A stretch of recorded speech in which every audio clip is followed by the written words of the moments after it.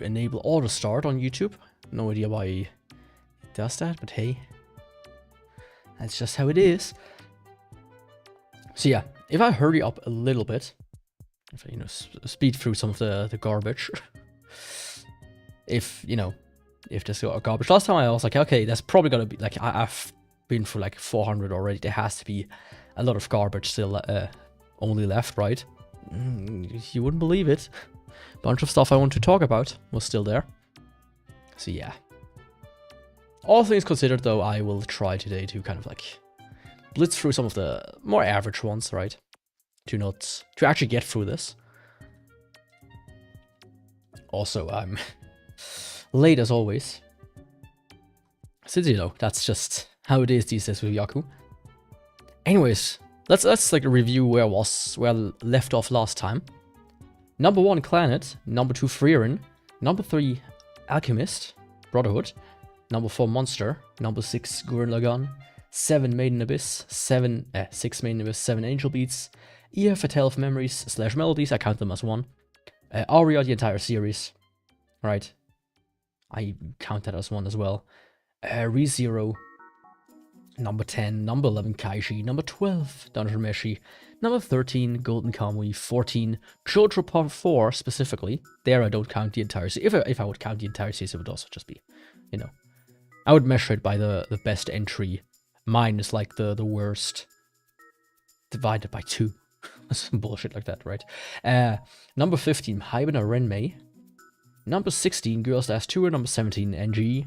Number 18, I put like Nichijou and Chroma T on the same like spot. Bit of a cop-out, but hey. I'll see about that later. Number 19, 86. Number 20, Nagino Asukara. Number 21, Chainsaw Man. Not Mon. That's a Pokemon version. I gotta claim that soon enough. Number 22, Fruits Basket. 23, Gonkutsuo on the count of Monte Cristo. 24, I also did like a double, which is Mushishi and Natsume's Book of Friends, which like entire series and entire series as well still here, because they kind of like belong in the same like vibe, right? They give you the same kind of feeling when you watch them, at least in a way. Mushishi is like more mysterious, while Natsume is more quote-unquote grounded. If that makes sense. And Non-Biori is like also entire series. Yeah, on 25. So, let's switch over to the browser. There we go. I have some honorable mentions here open, of course. I will go through those again as well, just to pick some of them out at the end of when I'm done through the list. So first of all, let's open the first 100. So there's only 221 left, plus minus like 1 or 2, if you're gonna be honest, but who's counting? Me. Of course. Anyways, let's see if everything's loaded. I prepared a little bit. This time it's all zoomed in properly. I'm logged in, so it's like dark mode finally. You have to kind of like do this in like a specific order, otherwise it doesn't work. Which is a bit dumb, but hey, that's just how browsers are these days. Sometimes they work, sometimes they don't. Anyway, starting off. Scum's Wish. Man. This anime introduced me to Sayuri. Fantastic song. And like the story is about like she is in love with her half-brother or teacher. I think it's her teacher. But she can't like, can't do it right now. She can't like confess to him.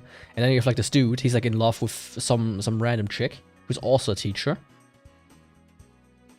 And they kind of like use each other, and then they like, oh yeah, let's just use each other to like, pretend the other person is the other one. Like he is him, she is her. And there's like a bunch of stuff like comes out throughout the show, and it's an interesting watch, I would say, right? It's quite an interesting watch because everybody in the show is... Honestly, I feel like the one that comes out the worst, if I remember correctly, is her. I feel like she's the character that gets off the worst of the entire show. And she, huge bitch. Huge bitch. Let me quickly open the spoiler.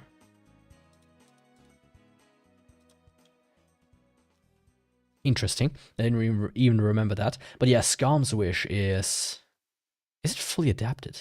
No, it is not. It's a manga. I should probably read that. In it goes. But yeah, pretty interesting anime. Good ending. Opening was... I don't remember the opening, but I think it was good as well. It's like an interesting dichotomy of...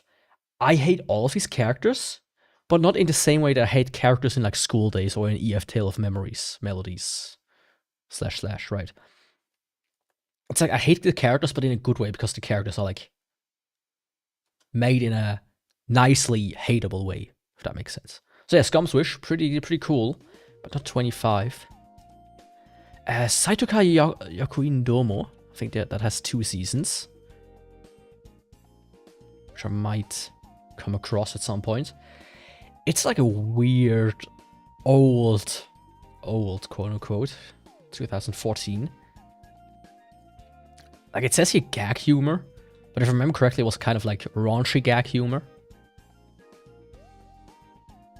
And I remember watching it and just not really finding it funny, just like watching it for the sake of it. It's like very short as well. No, it's not. It's a 4-koma animation, right? 4-komas are just kind of like bang, bang, bang, bang, skit after skit after skit. They're like often hit or miss, in my opinion. As a 4-koma, like when you read 4-komas, they can be good. It's like a newspaper cartoon, a newspaper comic. It's 4 panels, 4 koma, right? That's usually you tell like a gag or something. Like Azumanga Dao as an example is a 4-koma. So when you have the manga, you have just kind of like 500 pages of 2 strips of 4 each. It's kind of an interesting read, I would say.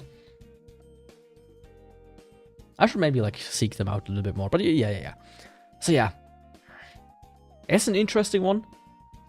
It was like one just that popped up when I was younger, when I got into anime, and I remember like the prequel is older than 2014, if I have to guess.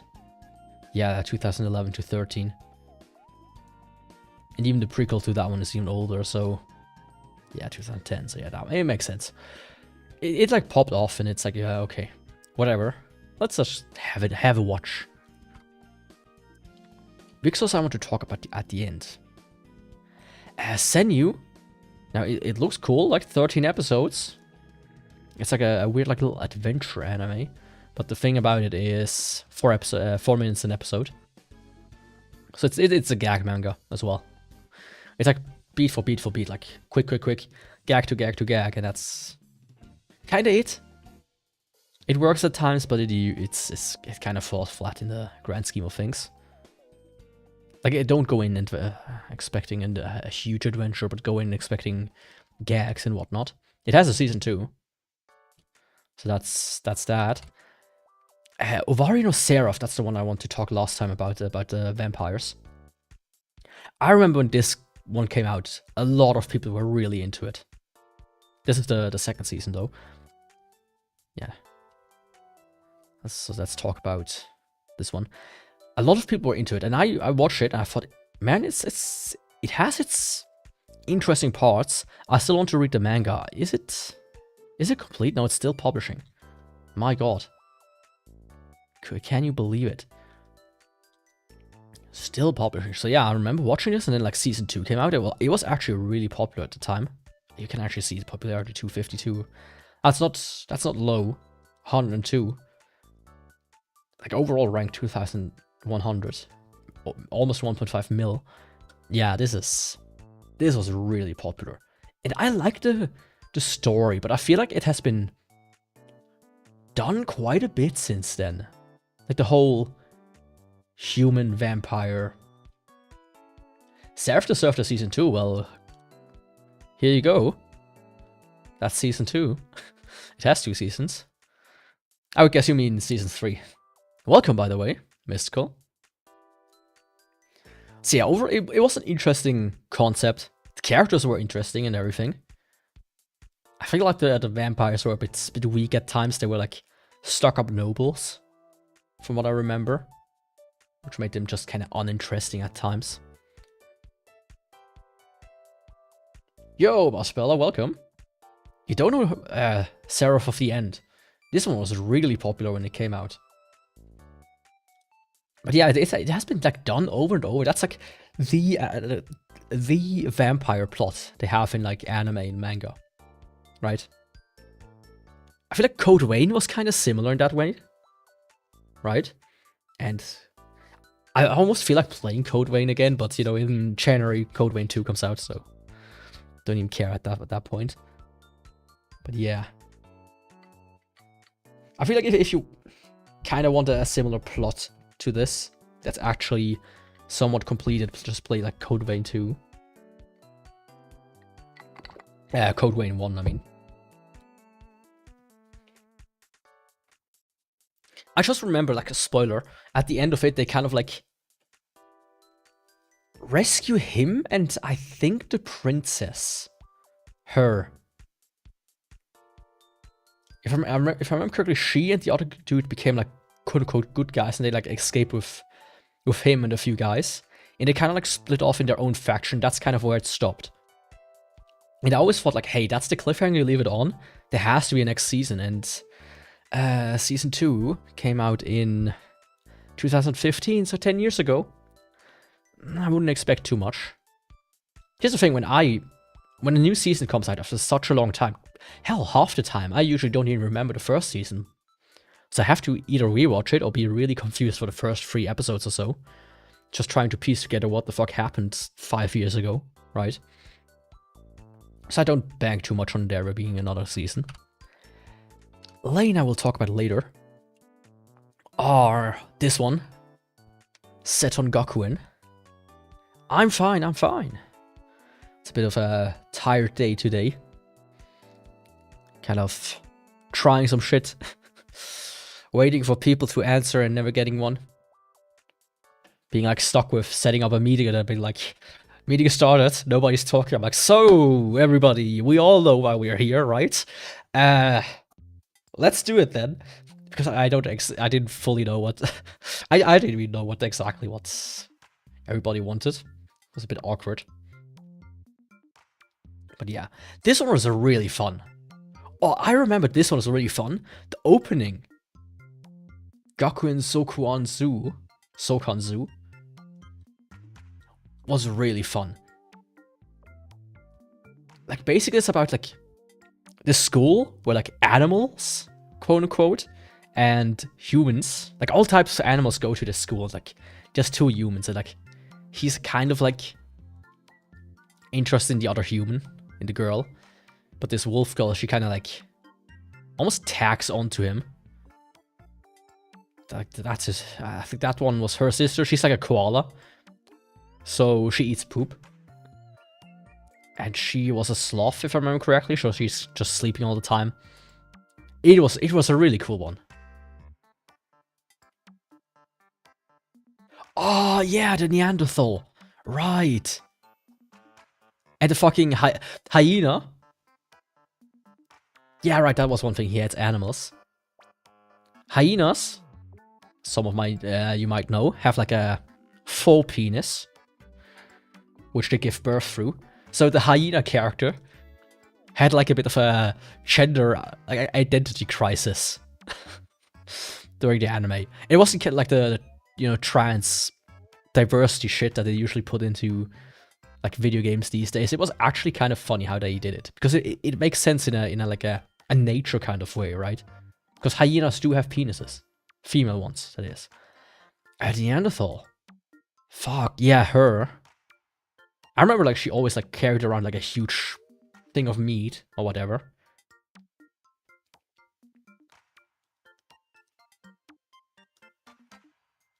Oh, and the Ratel. The pig princess that was always naked. Oh, this one was so good. The mammoth, which was like a underling of the, like a friend of the Neanderthal one. Oh, fuck. Yeah, this one is really fun. This one was really fun.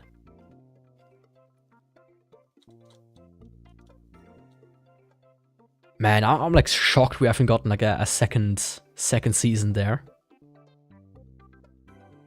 It's probably because it's finished, yeah. Yeah, we're an Asa Setongaku. We're not top 25, but highly, highly, highly recommended. So I put this in my honorable mentions for now. Really fun anime. A Shadow's House.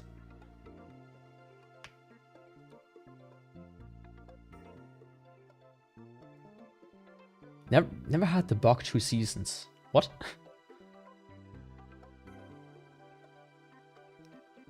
Shadow's House.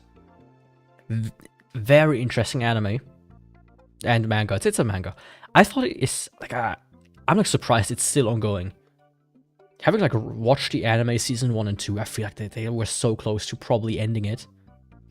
But it's like ongoing and ongoing and ongoing. Basically it's about like you have these like nobles, which are like shadow people. As you can see here, these are not blanked out because they are, you know, hidden or whatnot. They look like this. And they kind of like kidnap people or something that looks similar to them. Ah, okay. But I feel like the animal thing makes more sense than bugs. So they like kidnap humans and pair them up with the shadows that kind of look like them. And like the humans are kind of like working together, and then, you know, stuff happens. And it's a very interesting one, especially like stylistically, the whole having just completely black characters, right?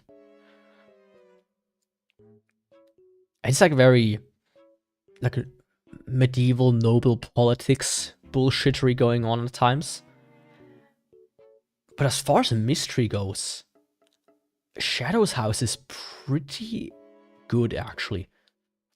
Like, I remember seeing this, it was like, it looks kind of interesting, but, you know, knowing what to expect. And it turned out pretty fucking well. Some of the characters, like her, very cool design. Like this guy, this guy, he looks like Draco Malfoy from, you know, hit movie Harry Potter, and he's kind of like the same type of character almost.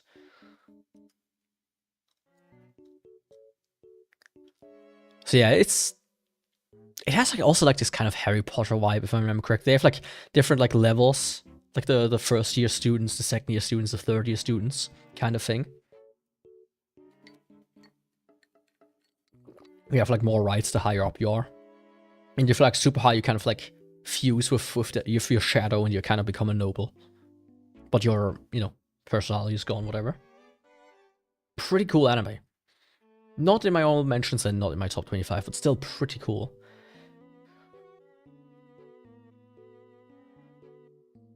We never get this season. That sucks. But I feel like, you know, if you want to do bugs, I feel like the audience will be more split than animals. People like a wolf girl. I don't know how much people will like a cockroach girl.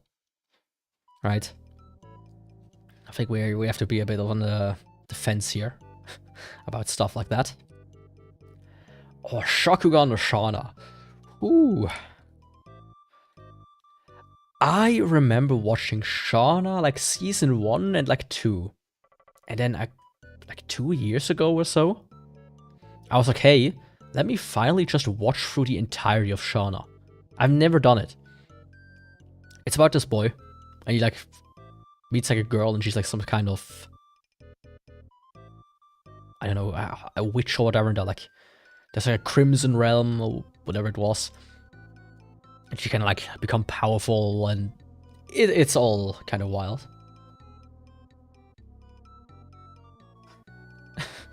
Yeah, he did write that story, didn't he? Metamorphosis, which great Doshinji, by the way. Fantastic Doshinji. Only remember my Swartz cut of this. Yeah, that's probably something. Shana was like huge back in the day. Like there were like a few animes that always get huge and were like really spun around. Shana was one of them. Toradora was one of them, right? Which today you don't hear modern fans really talk about it anymore, right? The same modern anime fans that have never seen a translator note in the subtitles. Right, let's be honest here. But yeah, Shana was an interesting anime.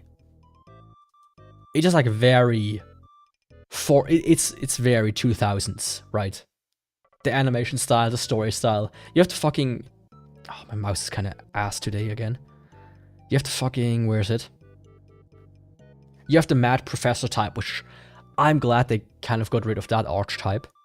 I always found them extremely cringe and annoying. Let's see, can I find him? Yeah, here. I found this type of character always an annoying archetype. I never liked them.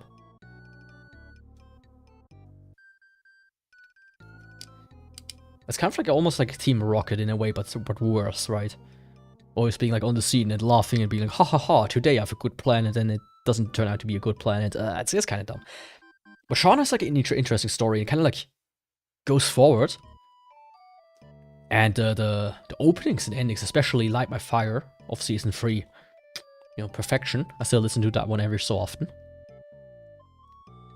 But I just didn't find it was that... I didn't like the ending too much. Most of the third season was kind of... Was the second half at least, was kind of eh. But it kind of became like a large-scale battle at the end. I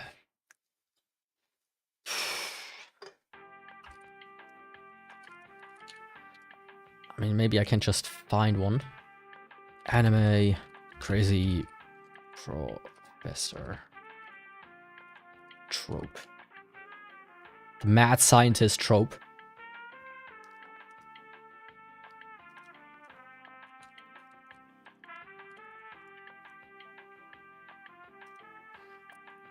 Yeah, I think that's a good one.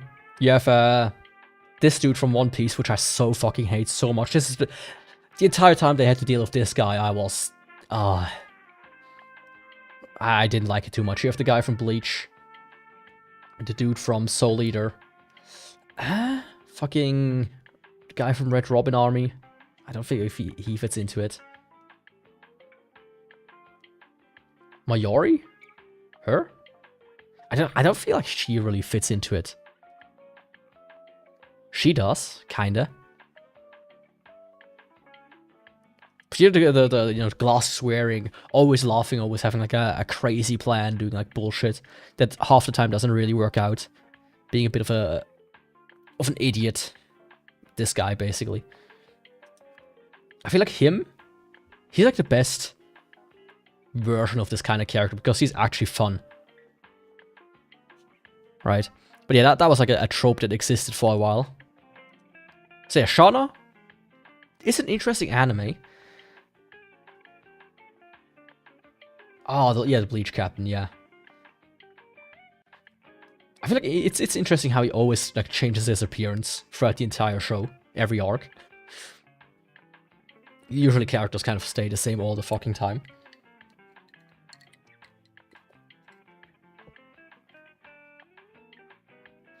Which is always, you know, interesting. So yeah, Shauna, it's very classic anime. I feel like if you've never seen a classic, like 2000s anime, Shauna is a good entry point. If you ever want to see how like it has like this weird bloom. Like early anime was like made on film, right? Where they put it onto a lamp and they kind of like scanned it or like photographed it. And because of that, and there was like a light beneath it, so you have kind of this bloom in just old movies and whatnot because of that. But when they were like transitioned to DVD and whatnot and digital, they also kind of like weirdly had a lot of bloom in the anime.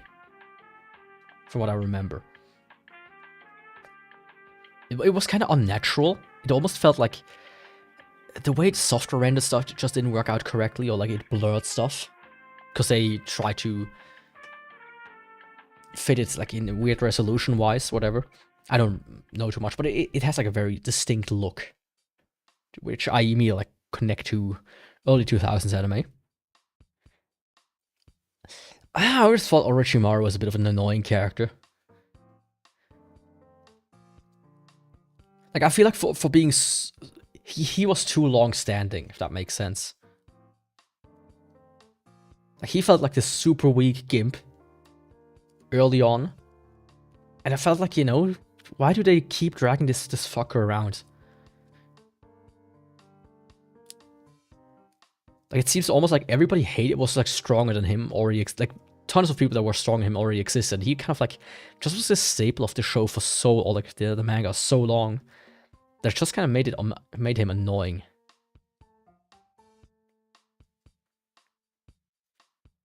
But yeah.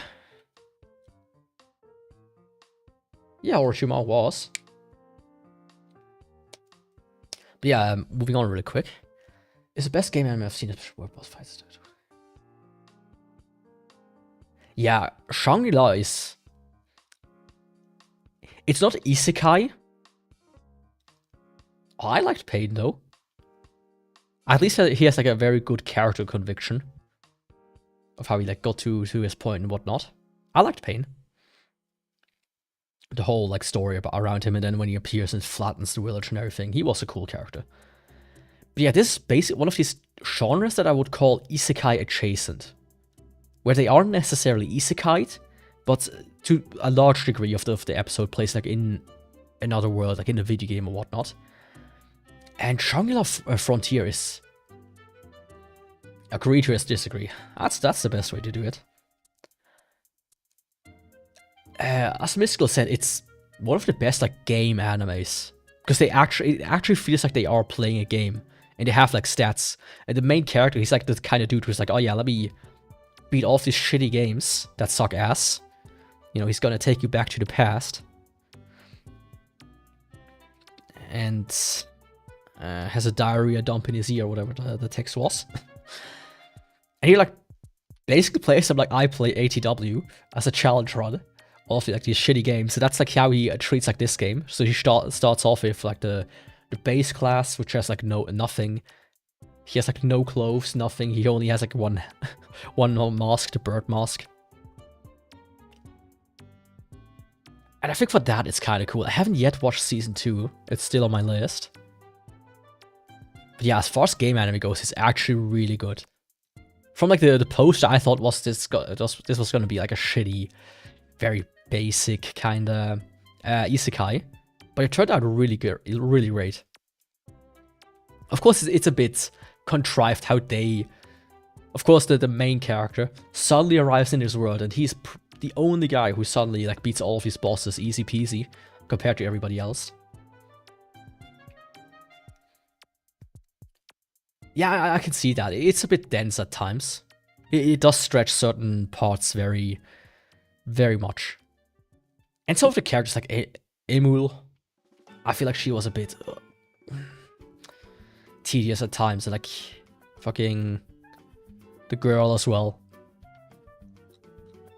But overall, really, really nice. Shimoneta is kind of like... Man... It's a story about a world where pornography is kind of banned. So it becomes like kind of this underground thing. Every like sexual joke and even just innuendos are seen as like a bad thing. And it almost comes like true a little bit in today's world. Now, I don't know if I ever said my stance on pornography.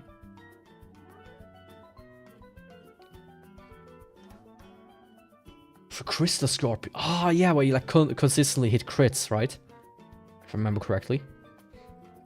To like gain levels or something. Yeah. I don't know if I've ever said like my stance on like pornography. I feel it's a bit too excessive in you know, the year of our Lord 2016 plus 9. But Shimoneta, it isn't a specifically good anime. But it has like gone into down as a bit of a classic suddenly. Weirdly enough, right? I always found like this character funny.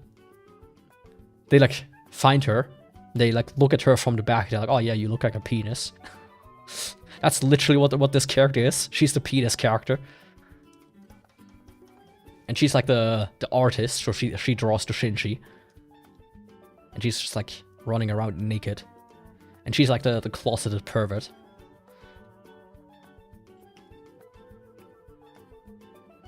Oh, yeah. Wasn't there like this huge ice wall that he had to go up to and then like fight them, right? I think that was the part. Yeah. That he like gathered the materials. I mean, I like stuff like this. That's why I also like Log Horizon so much. Because they also kind of, they didn't necessarily exploit bugs, but they very much were treating it like, hey, this still follows game rules to some degree. We can kind of exploit that. And I do like anime that like really go into it. I always wanted like an isekai anime about a character that writes basically a game guide and would go really in depth into like the whole system. Like, hey, how do potions work? Can I like drink an entire one? Can I drink a half one? What if I reduce the liquid? Like, where's the effect in the potion? Like, etc., etc. I think like that's an untapped potential. I did not. That doesn't ring a bell, at least. But yeah, that's like an anime I would love to have. I was transported to another world only to be forced to write a game guide.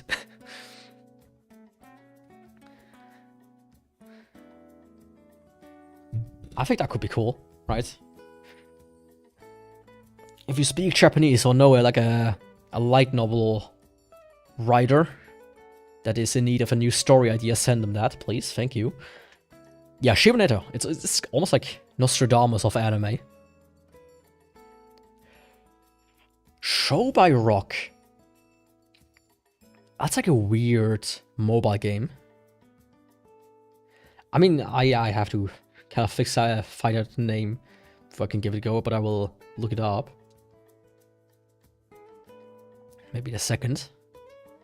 Show by Rock. It's kind of like a mobile game anime, if I remember correctly. Yeah. Weirdly enough. I remember watching it. I thought the characters were cute. Very cute characters.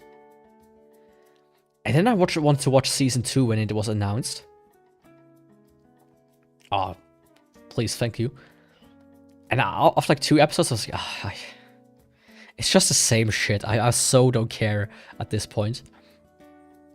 It's like a weird, I think it's like, it was like a rhythm game or something. I don't remember too much about it.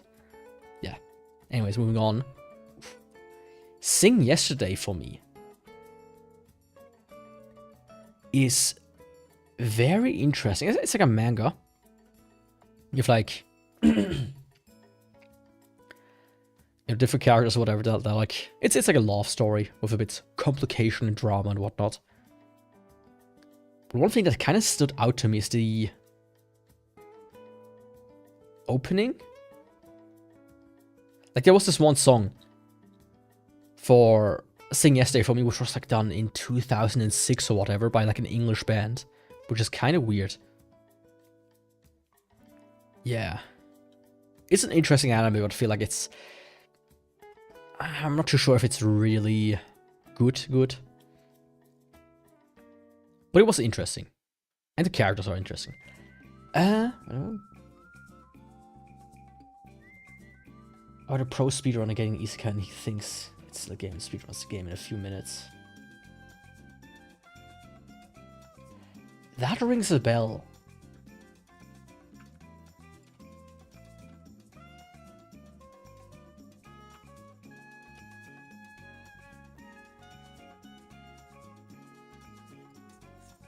I feel like the speedrunner ones rings a bell.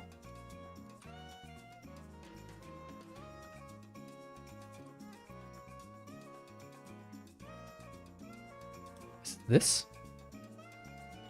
Oh, I remember seeing this. Oh, I remember seeing this. I thought like this character looks so ass. This looks kinda stupid. Yeah, I saw this character and was like, man, this looks like a... I don't know how to describe it. Like a quote-unquote very much a children's anime. Oh, it doesn't have an anime yet. I remember the title though, it like rings a bell. Yeah, Interesting. It's just a village girl working at the inn until one day Dragon's event and she meets Haga, a scholar of everything around him. He's part of an elite society called Secret Grid to address a series of melodies playing their usual peaceful world, but no nuclear. They will change each other's very existence. It's funny, I have some dark tones at some point. I will put it onto my list then. 13 episodes. Manga still ongoing? Still ongoing. Okay. Slow start. Yeah, I remember the plot synopsis.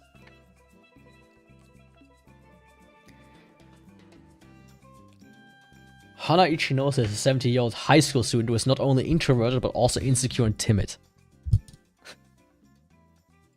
But yeah, blah blah blah. Hana is a slow starter, which means that she missed a year and worries about attending class. She's basically an idiot. She's like a bit older than the other students. It was like a cute girl doing cute things anime about her being like a bit of a idiot. She's basically a retard.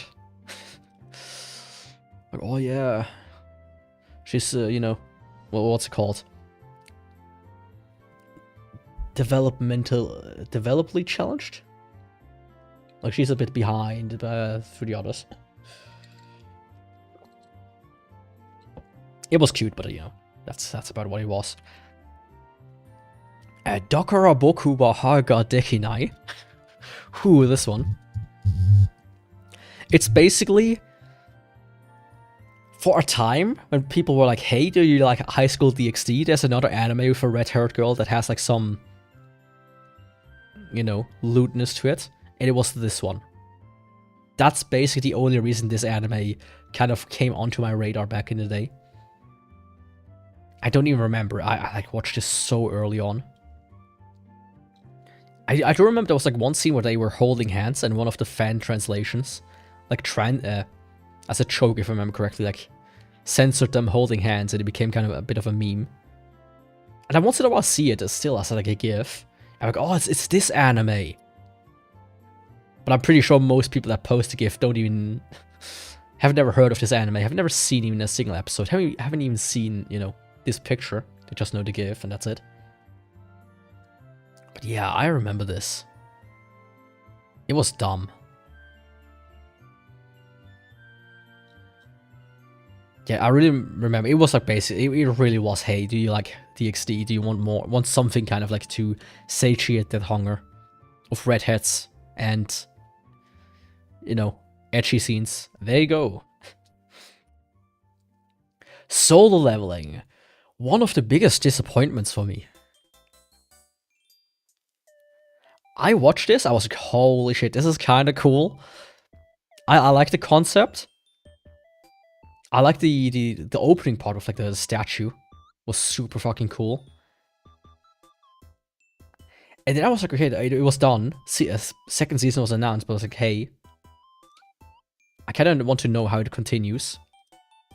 So I read the manhwa, and I still think it's good. I think this writing is a bit ass. I should probably change it. But it gets so boring after a while. It's just the same shit, and at the end it's so convoluted, and yeah, I just think...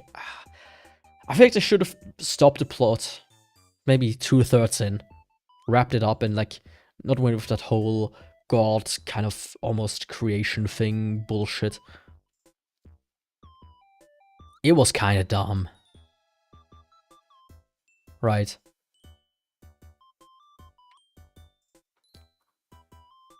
First season, good. I think the part the second season covers, probably good as well. Yeah, the MC at the beginning is a bit of a wuss, bit of an annoying idiot. But I think because like he becomes a completely different character. Like, look, this is how he looks at the beginning. There's a milk toast face, and then he changes to this. It just changes his entire shape after the first like couple of episodes. But yeah, The first 2 seasons probably are the best part, and the rest can be kind of discarded in my opinion. It gets a bit tedious, and I just don't like where the plot went after a while. Like, of course he was OP, but I feel like at one point he became almost too OP, if that makes sense.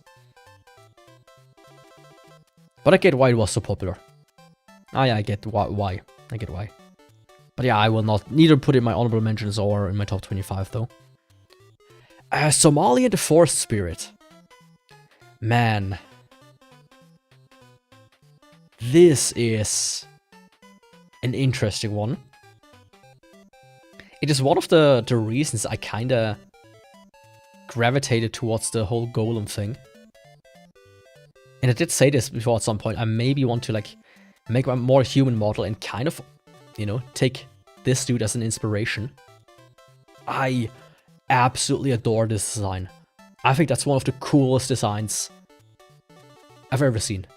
It's so good. It works perfectly. Like, this is basically like a forest golem that like takes care of the forest, and he finds like a child that has been abandoned, and he like travels around with him.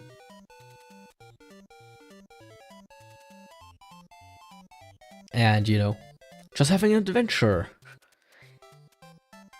It's cute. It's fun. And it's kind of what I, you know, if I ever like truly like reshape my model, don't be surprised if it reminds you of this a little. I feel like that's this year, in a perfect world, is end stage Yaku. Some changes, of course, right? Legally distinct, but this year is very clearly what end stage Yaku will look like if it ever gets to it. Trust and believe. Seemed like a character who became too OP and seemed annoying because of it. As a character, he was like decent, I feel like, but he just kind of like continues to be so overtly OP, where even in situations where you think, okay, now he's fucked, they manage to ass pull it, and then by the end of the story, he's just... It's just like, oh yeah. He's basically stronger than, you know, God itself. That's it. Fuck you. He becomes an annoying character in that sense. Man, remember Supersonico?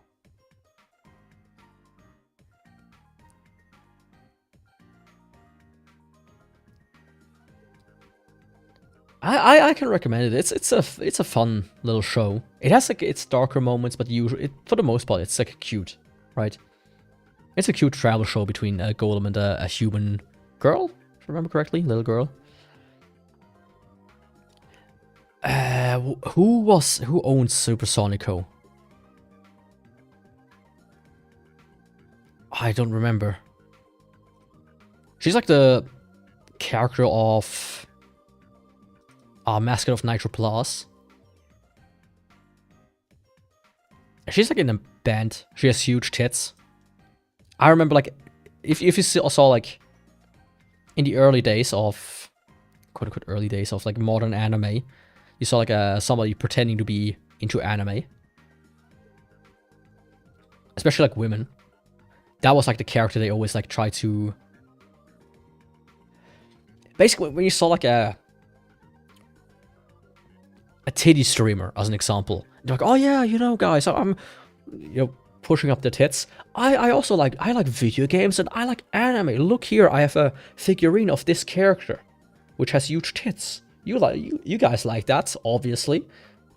Look at that huge titty character. I like anime, I like video games. Give me money. That's kind of like what I associate this character with to some degree. Horse. But yeah, it's basically a musical anime. It's kind of a little bit like a company-based Hatsune Miku character almost. I don't think she is vocal like synthesized or whatever it's called, vocal synth. I think she has an actual like voice actress and singer. Some of the songs are actually listenable. But, you know, a big part of it is she has huge tits, and her friend Theo, who plays the drums, also has huge tits. And that's kind of like the producer character. So they took some notice from... Or maybe Idolmaster took some notice from them. Yeah, like Hatsune Miku. Like, this is not Vocaloid. And I don't even think it's like Vocaloid as in the way she like sings. But it feels like it covers the same kind of idea, almost. It's like if a company wants like, hey, we need a singing idol character, but we cannot, you know, we don't want to use Hatsune Miku or our own Vocaloid, like kind of thing, like voice bank thing. Let's just create a character, and that's kind of what this is. Let's release a bit of music and let's go. But yeah, I want to listen to your music a little bit more. I have like have it on my hard drive. But yeah, the anime, it's idol slop kinda. Bit funny, bits, you know,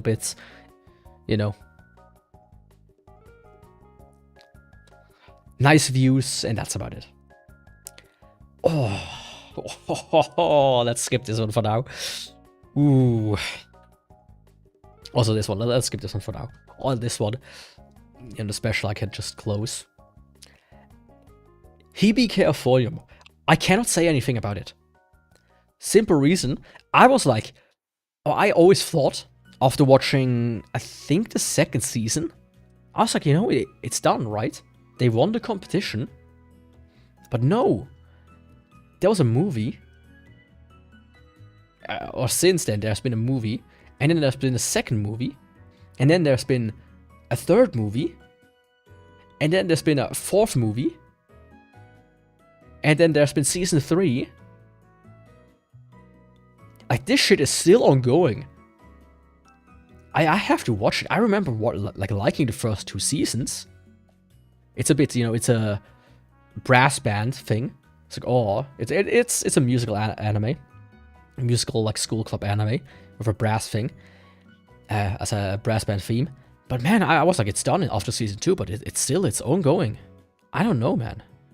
It's of course a Kyoto animation. I think they wrapped out season 2 and maybe like a year after that the fire happened. So it's good that they are like kind of back on their feet. But yeah, before I can really judge it and rank it, I have to watch the entire thing. Yeah. I want to first skip through, you know, the more bad ones. So we'll. All right. Space Patrol Luluko. This is Trigger. For those that don't know. This is like an early Trigger anime. Oh no, that's quite late. But yeah, this...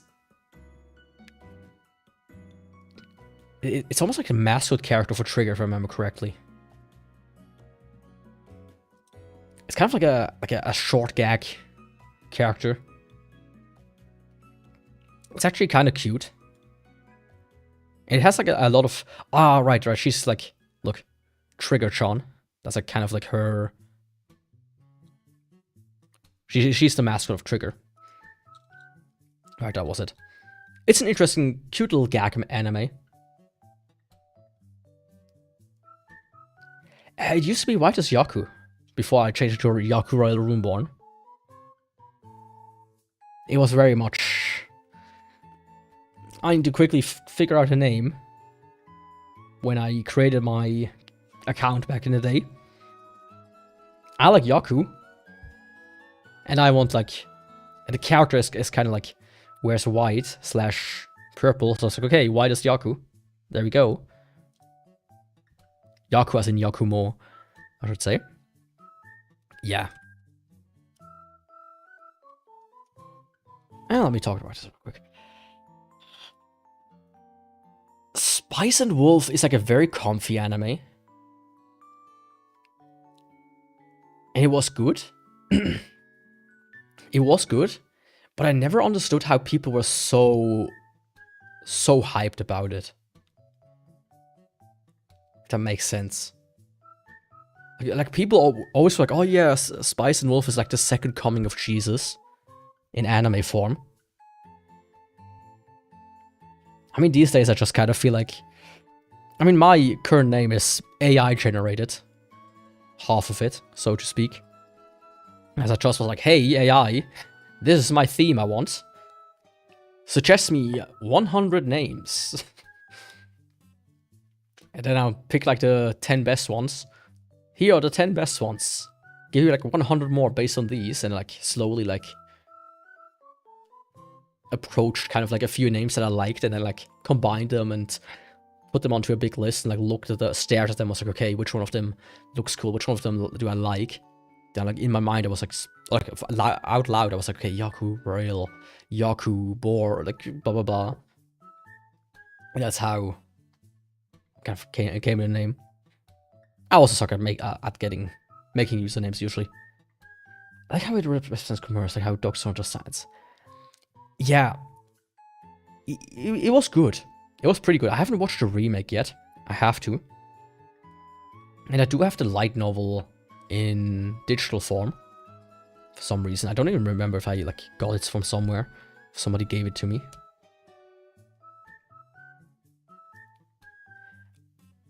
But I still don't get why people are so hellbent on like being like, oh yeah, it's one of the best anime ever. It's a good story. The characters are fun. I also remember that like the light novel continued with like their children, if I remember correctly. If I don't completely misremember. Come on, wasn't there like a sequel / spin-off? Yeah. See? Wolf and Parchment. See, I will probably watch the remake, but it's so popular. It doesn't need to be on recommendations, and for me, it's not a top 25 entry. I can't even say too much about it. But yeah, this one has been going on for a while, and I think it's like very slowly coming out. Yeah.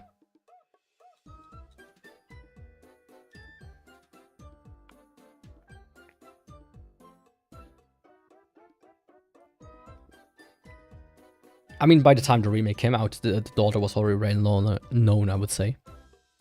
As the light novel here started in 2016. So yeah, Spice and Wolf. Cool idea, cool characters. I like the world. How they like first like start off as like almost like oh yeah, we have to do this, but we kind of like stop after a while kind of relationship, but then it like devolves deeper. So that was cute, but as I said, I don't get the second coming of Jesus, almost kind of feel some people give it. Spy X Family. Man. I really like what I've watched of Spy X Family so far. I've only watched season 1 and 2. As I said, I at some point just couldn't no longer keep up with the seasons. But I still want to watch it.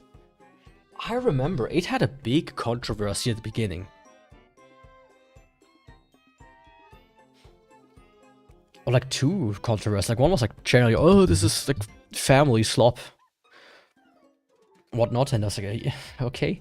And the other one was like, there was a scene where Lloyd, picks up Anya. And I remember people want to spin it as like this deranged, like, pedophile scene. I was like, really? I watched it, I did never seen it, and it was like, yeah, it's just make up shit to get clout. It's a cute show. Of course, you know, it's... Is it done yet? Of course not. It's a cute show, but I wonder how long it can go on. Like, season 2 is done. Season 3... Yes. Wait. Oh, this is season 1 part 2. Then I have season 2, which I also watched. And then I have season 3, which I haven't watched. Yeah. Currently airing. Ah. It's cute. It's cute. I can recommend it. If you want to watch something cute, actually check it out. But yeah, I can see how it might be a bit too weird for some people. Now, a lot of people like Anya as a character, but I feel at times like she's almost a bit too much the focus of the show. Yeah, but some people, they kind of like, they always want to spin it in a certain direction, and with this one they did it. At the beginning, at least. Even though it's probably the least sexual anime I've seen in a long time. I don't remember. I don't think there was any like real, like big fan service besides the dress that she wears.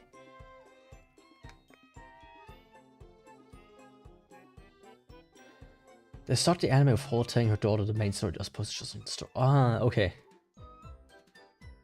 I see. Okay, yeah, that makes sense. That's cool. That's interesting. I like that. I like when a story gets told to somebody, and that's how the story is getting told. Like Prince of Persia Sense of Time. I think that's a cool way to deliver a story. That's not done often enough, in my opinion. Yeah, Spy Family is good. I liked it. As you can see, oh, I have to skip that for now. Star Wars Visions. Yeah, that's basically what it was.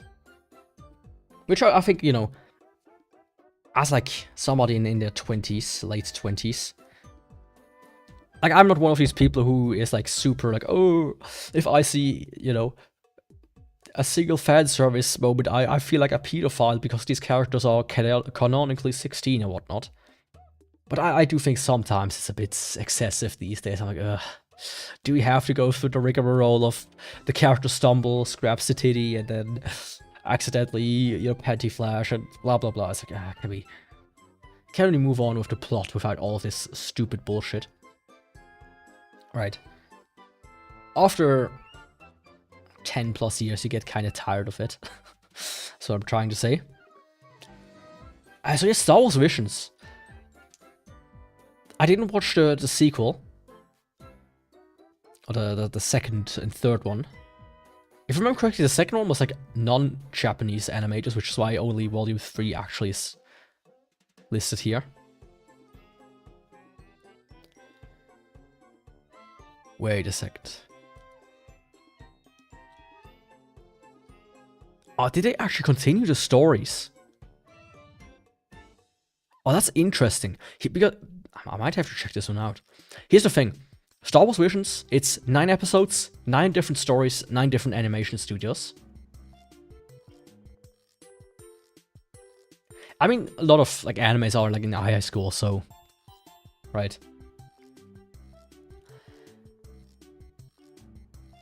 But yeah, it's I said it's 9 episodes, 9 different studios, 9 different like stories. And man, I was so disappointed at the end. Not because they were bad. Some of the stories were really good. I really liked her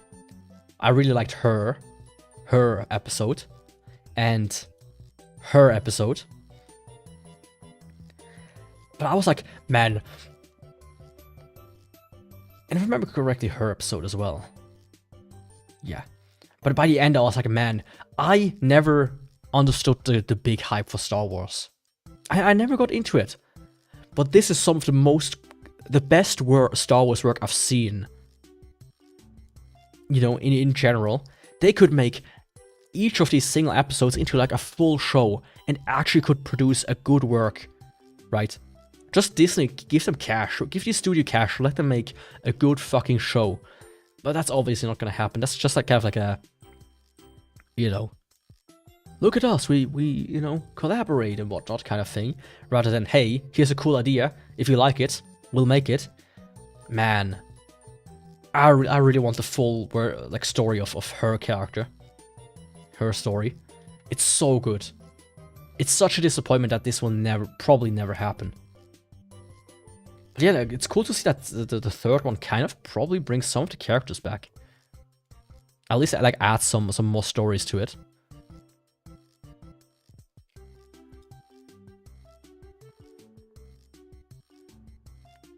Yeah. Interesting. Stars Align. This is like, I don't even remember. It was like a tennis anime, as you can clearly see.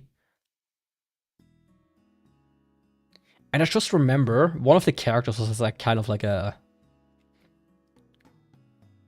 was gay or something. And that was like the big controversy about it. It was like, okay. I only like sparingly watched it like on the side.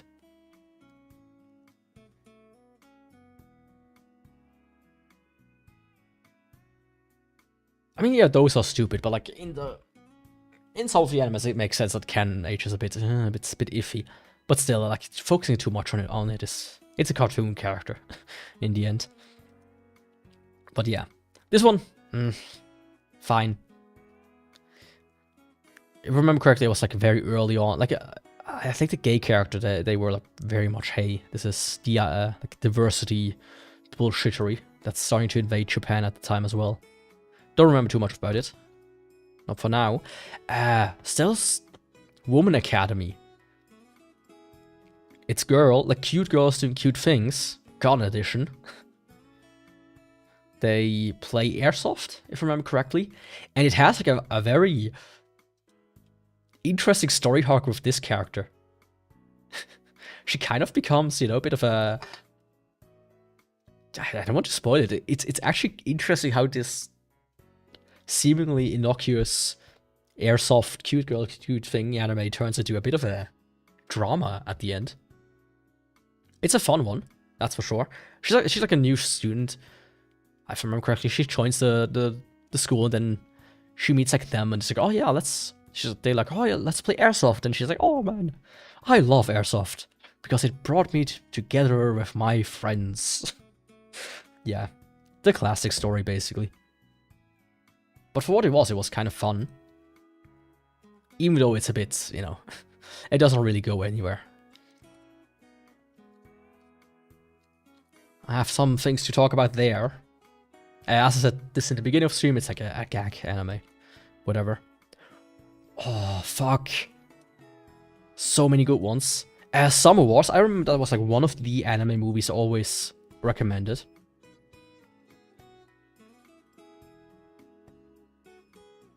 Okay, after this one I will go to Soul Eater real quick. Summer Wars. It's like one of these animes that just people like recommend. It was interesting. Like as a anime, but I don't remember much about it. So Soul Eater.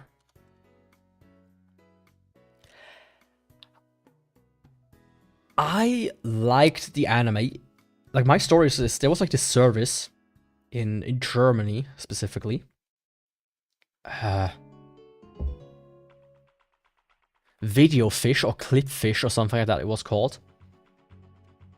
And they had some animes on it, like completely dubbed, completely like legally uploaded by the actual like the license holder. It was kind of cool. And Soul Eater was one of them, so I watched it back in the day. I remember that. And I thought the ending was kind of shit. But I think to remember that the manga... Yeah.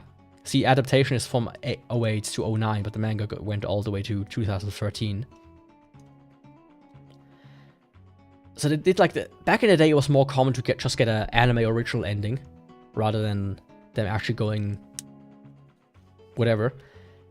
So I thought it was quite good. It's not gonna be my top based on, you know, the original ending and whatnot. The original stuff was really good. Lots of iconic characters, right? And honestly,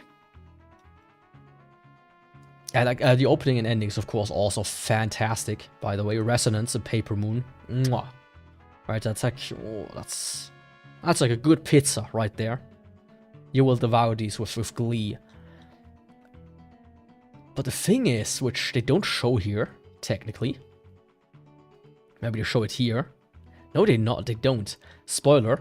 But when I finished Fire Force and it led into Soul Eater, I was floored. And it kind of it raised Soul Eater up for me a little bit. The fact that they connected suddenly. I was like, holy shit. Have you seen Soul Eater or not? I haven't seen it yet. But I remember people were like very disappointed with it because it was not the kind of Soul Eater they wanted. It was more like a high school drama, if I remember correctly. Like, what is this shit? But yeah, the original Soul Eater. I always remember how I watched it. I remember like, man, it's good, but I have to really read the manga. I think the initial part a bit with the professor guy, that was a bit annoying. He was a bit of an annoying character, I remember that. Frankenstein. The Excalibur is the Excalibur from Fire Force, actually. So that's where the character comes from, which they kind of explained. It's so cool. It's the personification of Arthur from Fire Force Sword Excalibur. Oh, it's so good. Like, rarely does it happen that as a prequel that came out later actually like raises the sequel for me. But yeah. Oh, definitely. It's good. It's really good, but I feel like I might enjoy the manga more because of the actual ending that was planned rather than some original bullshit. Because I remember there was like the big bad, and they were like, oh yeah, we just have to talk about friendship, and he dies from it or something like that. It was some bullshit.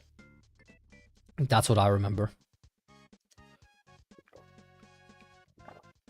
I didn't like that part.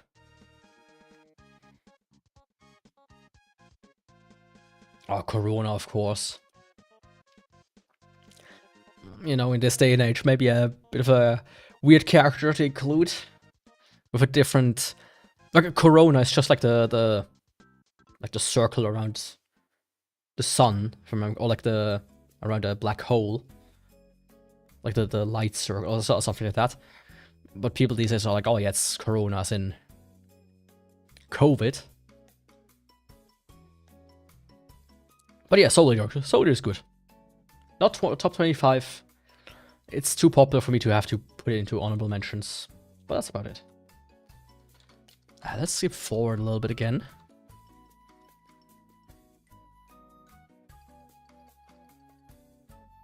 Yeah, the main villain was pretty cool, but I remember correctly, like I've read a bit into the manga.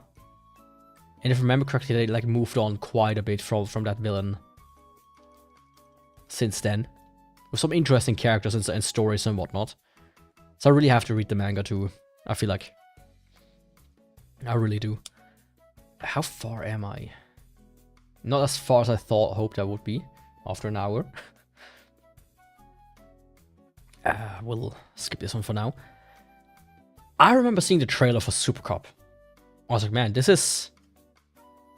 What is this? Right? Still ongoing, wow.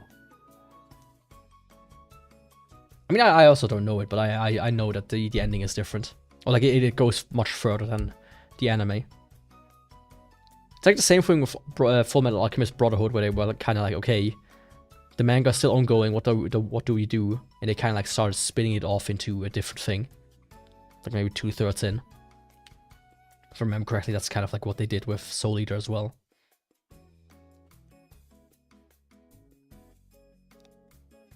This one is about like a character.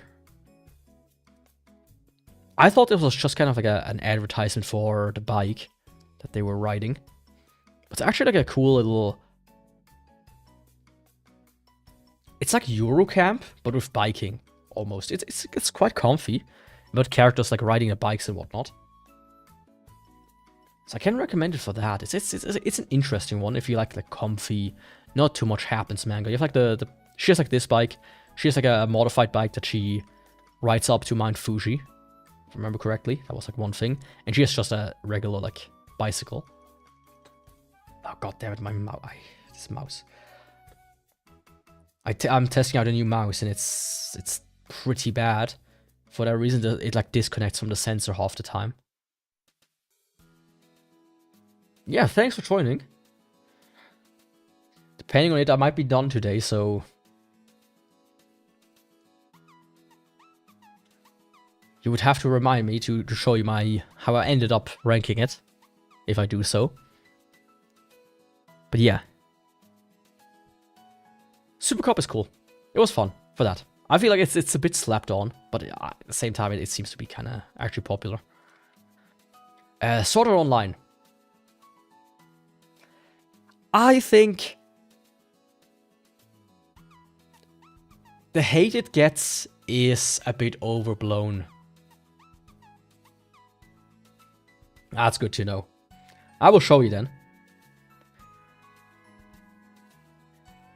I think, like, I watched it, and then it was so popular that it was kind of popular to hate on it. But I feel like I've come around and I've been like, yeah, actually, you know,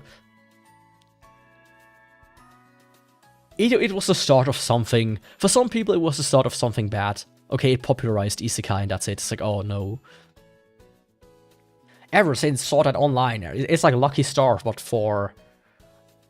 Like, Lucky Star did more blob, and now Sword Art Online did Isekai popularity and whatnot. I actually like Sword Art Online. Yeah, the second season, like the second half of the first one is kind of ass. Gun Gale is fun as a concept, but they did it better in Gun Gale Alternative. But actually season 3, like I haven't finished it yet, but the one with the blonde girl. Really good actually.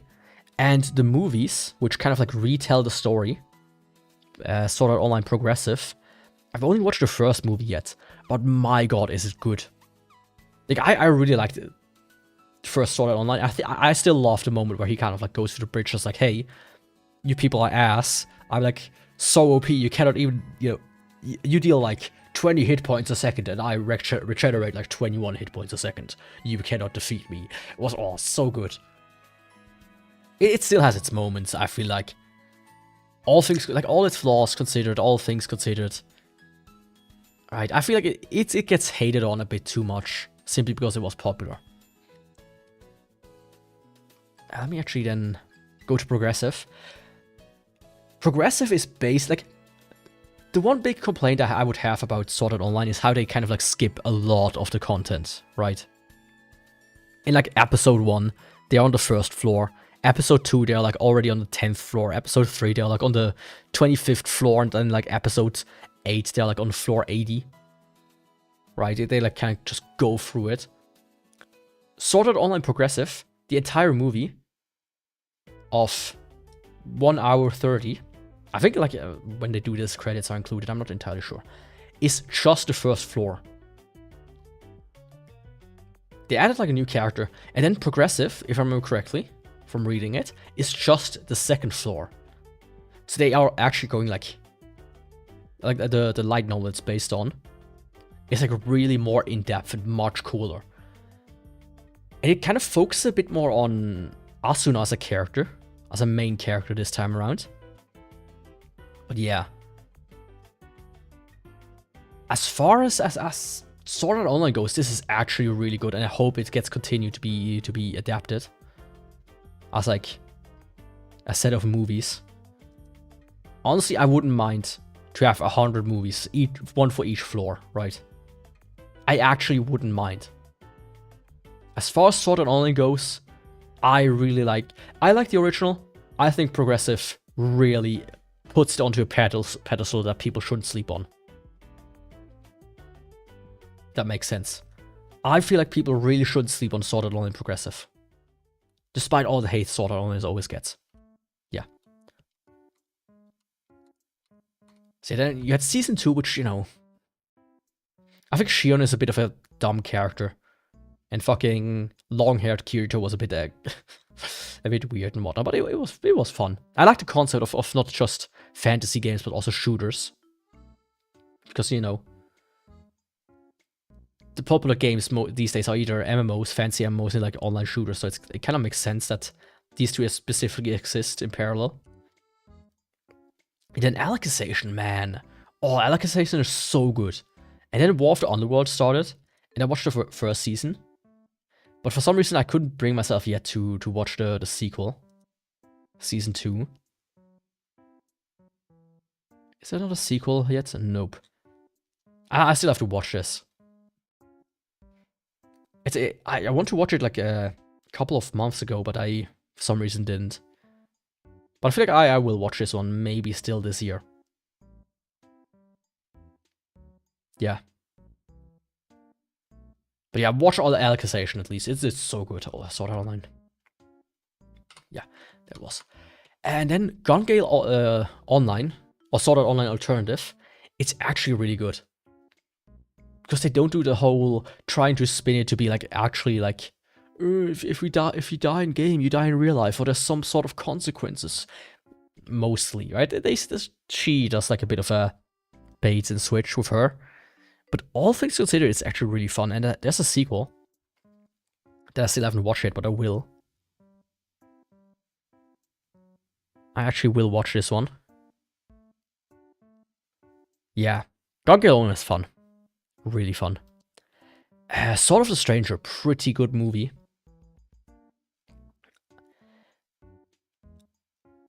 It's like about this guy who's like super good at...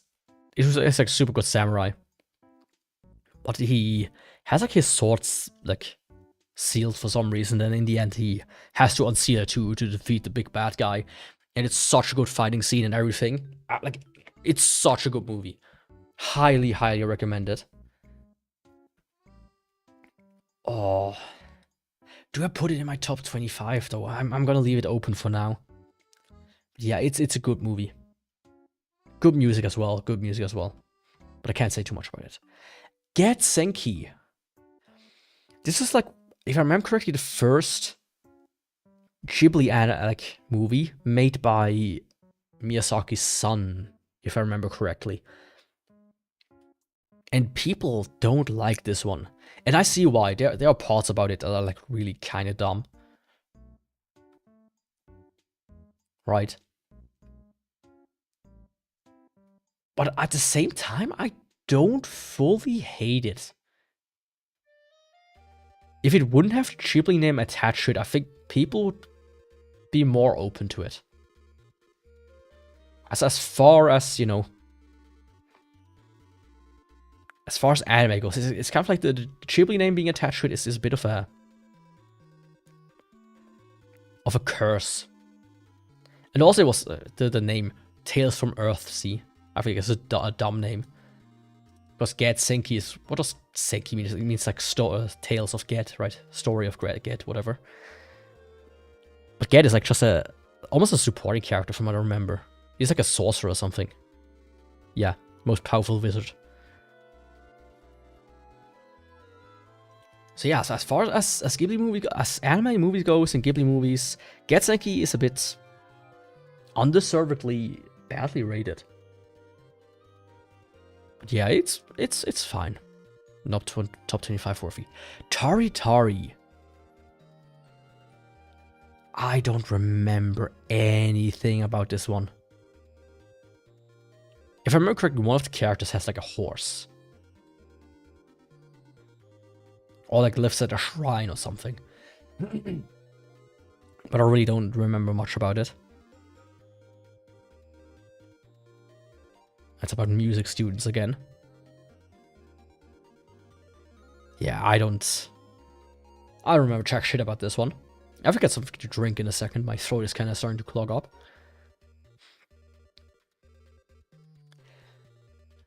This is kind of like slop, I would call it. There was like a weird period of time where all these animes and mangas, like first mangas of course, but animes came out, which was like one kind of idea just stretched out to infinity. Please don't bully me, Nagatoro-san. Big titty girl with the big titty mom, the white one, like super dick high or whatever it was. Play with me, Miss. Oh, I don't fucking remember the name. Nagatoro, if I remember, said this one.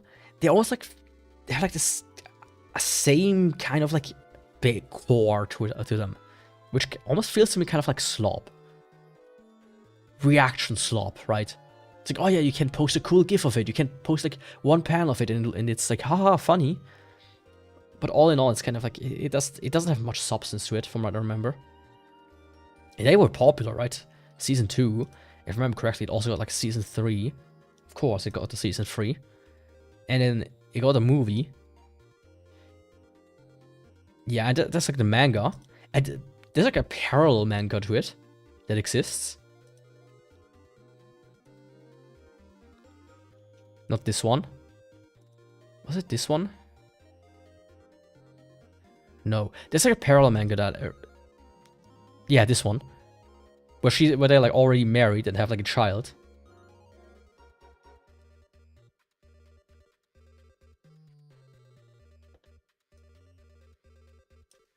Which is kind of interesting that I have like 2 series going on at the same time, you know.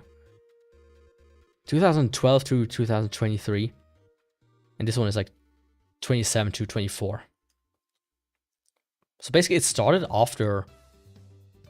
I'm actually gonna put it up. I'm like interested in the second one, but not in the first one too much. Still. I like Naruto at the beginning as well, but it like fell off after a while. Like fell off, I mean. Take you. My god. It's dense. It's really fucking dense. It's like a gag anime. Half the gags you don't understand because they just go bam bam bam bam bam bam bam bam bam bam, right? Gag after gag after gag after gag. There are like 20 gags in one episode, and one episode is 2 minutes. And like of these 2 minutes, like 30 seconds to a minute is like opening and ending. Or just opening. Yo, Peter, how's it going? Like, it's really fucking dense, but it's actually kinda good at times. Like, shit just happens. It just goes all, like, suddenly a character goes like, hey, I'm eating spinach. Hey, I'm like playing tennis, but instead of a tennis racket, I'm using a baseball bat or a lacrosse bat or whatever. It just goes on and on and on and on and on. It's actually insane, and you know, it's 2 minutes an episode, but it got 1 season, 2 seasons, 3 seasons, 4 seasons, 5 seasons, 6, 7, 8, 9 seasons. For something like this, it's kind of wild. Now, the last one came out in 2017, and if I remember correctly, the manga is... okay, it's finished. It's finished in 2018. I feel like we're due for 1 final season of Tekkyu. Or like 1 hyper compilation of everything. Plus like the last few bits of it. So Tekkyu, as a matter of fact, I will probably put my honorable mentions.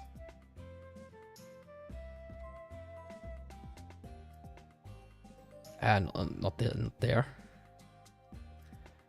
Let's move it in here. So yeah, don't sleep on Tekkyu if you want to just have something to really just kind of like go through. 2 minutes. You can watch this on the toilet. 1 episode per shit, and you will have a great time while you're doing it. You might even be laughing so hard it just kind of shoots out, you know. Oh, Terraformers. Obamna. Yeah. I remember when this came out. The biggest thing I remember from it, like, it's like an anime that kind of like, they go to Mars, they send like cockroaches there, and they like hyper evolved. They became like these big, like Obama looking cockroaches. And they were like, oh, this is actually dangerous. Let's send people there with like, that are like gene modified to have like traits of bugs. And if I remember correctly, in the first season, half the characters, or like more than half the characters, just die. They kill almost all the characters off immediately. And the funny part is, like, in the first episode, one of the, if I remember, first or second, one of the cockroaches rips a guy's head off. And how do you think they censor it? They just put a black circle on top of it. It's so dumb. It's one of the worst censoring I've ever seen. But yeah, the manga, it's like, is it still ongoing? Yeah, it's still ongoing. What the fuck? I would have suspected this to be over by now. It's probably like on... yeah, 1 chapter every few months, probably. But still, kind of wild that this is still going. But yeah, I watched the first season, and then I really didn't give a shit about the second season. I just couldn't bring myself to wanting to watch it. But it's kind of wild that it's still ongoing. But yeah, the cockroaches are very... I forget... design-wise, very scary, actually. Some of the scary designs that exist. Terror. Oh, I have to wait a second there. That time I got reincarnated of a slime is extremely popular. I liked the first season, but I never felt the urge to like watch more. There's a second season. There's a second season part 2. There's a third season. There's a fourth season, but I think this one is, yeah, this one's just announced. I feel like it suffered from the same problem as a lot of like these OP characters suffer. It just becomes kind of like too much. Where is it going to go from here? It feels like there's nothing more to the character that they can really do.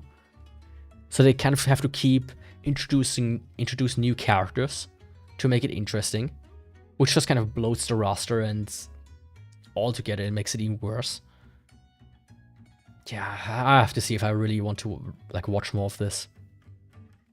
When it came out, I was like, it's good, it's good. Let's see where this goes, but I feel like it's just kind of spiraled out of control. The Hentai Prince and the Stony Cat. I don't remember jack shit about this one. I remember it's like, it was popular for a while.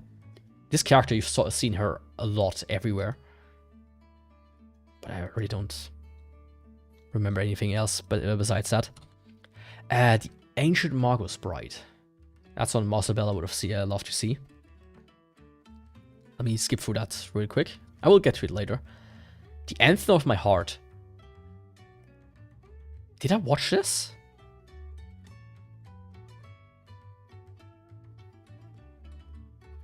Yeah, okay, yeah, I did watch this. Yeah.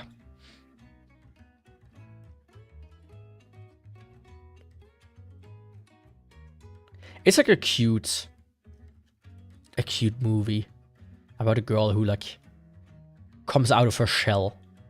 It's like a good analogy about the whole egg thing. That's about it. It's, you know, it is whatever.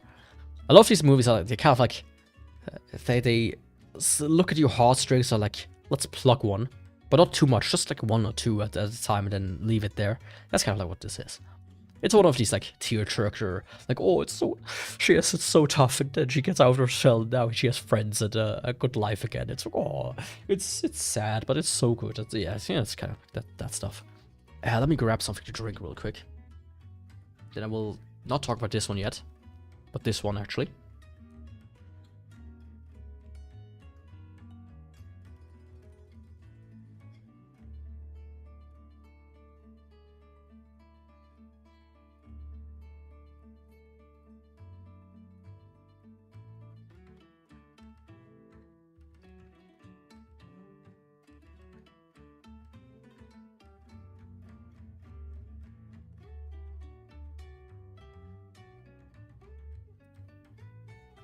The Dangers in My Heart is really sweet, right?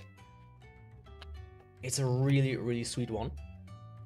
I'm still standing, by the way. I have like a bottle that has like two segments, one like bigger opening and one smaller opening. And I just opened the smaller opening, and I feel like something got like stuck in there. And it smells kind of bad, so let me quickly look at that on the light.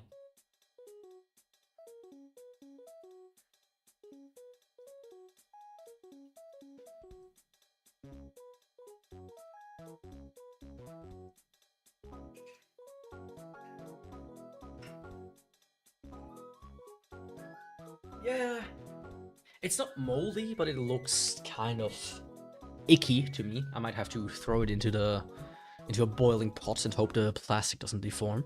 Otherwise, just buy another bottle. Yeah, Dangerous in My Heart. It's a super sweet anime. It's about like this dude, and he's like a bit of a weirdo. He's like, oh yeah, I want to be a killer. I want to be a serial killer. Then she like meets a girl, and this entire killer plot kind of falls out of the window. And it's, you know, it's like the common, oh yeah, two people meet and they immediately kind of like fall in love with each other kind of thing. And it's like really cute. And by season 2, they're like really like, you know, getting together.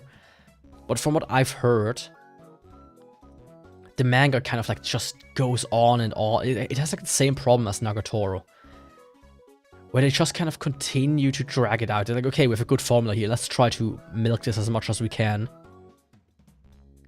So they kind of like, oh, does she really like me? Let's like spin this around for like 10 chapters, 10, 20 chapters. And then it's like, oh yeah, let's get back to the previous point where we were. And then like have like one more complication, like, like together away, like pulled away, together pulled away, like blah, blah, blah, blah, blah.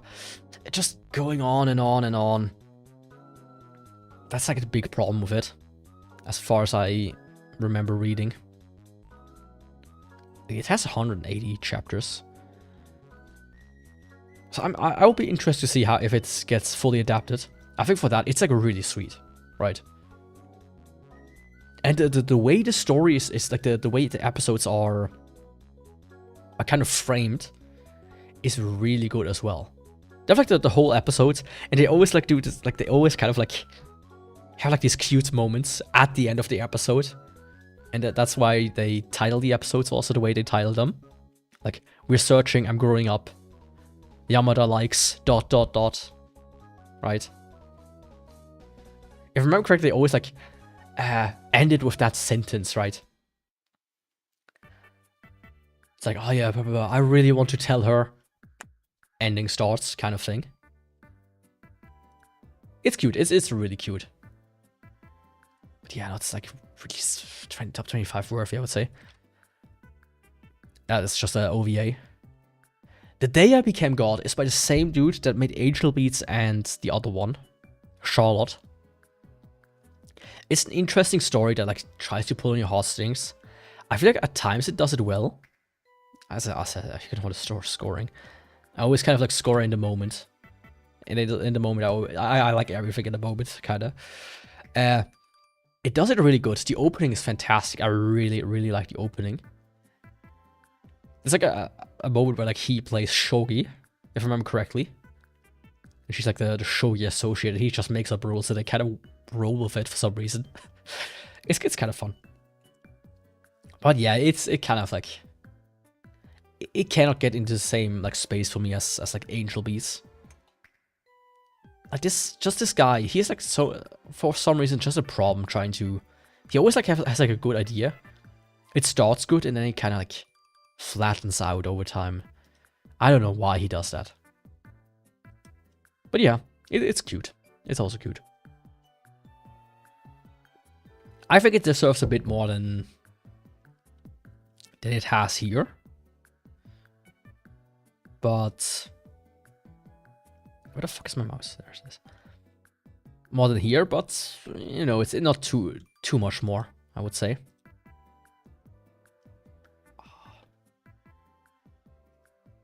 Yeah, this mouse, I'm so close to done with it. I will talk about this in a second. Devil's a part-time. I remember when this came out. It was an interesting idea. And then people for the longest time were like, oh, we need a season 2. When the season 2 came out, I was like, it's been like 10 years or something like that. Like, look at that. 2013. And the sequel came out in 2022, so almost 10 years. So it's kind of like by that time, it's kind of like, whatever. You almost don't care anymore too much. So yeah, it's basically about this dude. He's a demon lord and he comes to the human world. Then he works at McDonald's. And at the same time also like the hero from the world also comes to the human world. Or like to our world, and they kind of like meet each other. If I remember correctly, it was also like a love component between the two. Like, oh yeah, in this world we don't have to fight with each other. We can actually be, you know, a couple, whatever, kind of bullshit. So many good ones again. Let me first talk about Demon Girl. Actually, no. Let's first talk about this one. The Dungeon of a Black Company.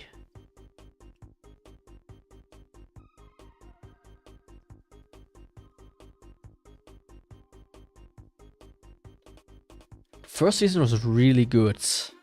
Of Devil is a Part-Timer, you mean? or of what was it? Of Black Company. And it doesn't even have a second season. Black Company was an interesting anime. But I feel like it is about like this dude, I mean, you can read it there, but it's like, he's kind of a need. And he's teleported to another world and he has to kind of, he works for a black company.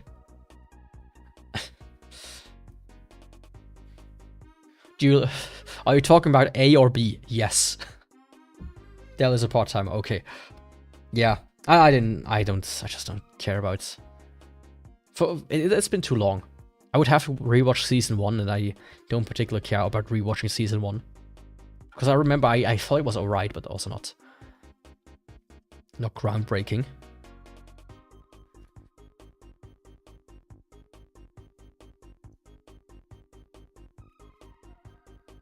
So yeah, like he works for a black company, which is like a exploitative company in Japan, what they are called. And he kind of like gets better and better at it. But I feel like it kind of, it never takes off correctly. Like I cannot really see where this is where it really is going. It's still the manga is still ongoing. They have to like mine like mana crystals or whatnot. Yeah, I don't. The eccentric family, I watched this and I recently wanted to watch season 2, but I was like so like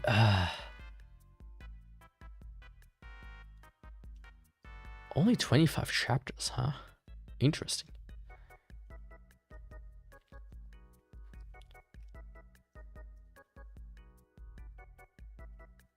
Perhaps different, yeah.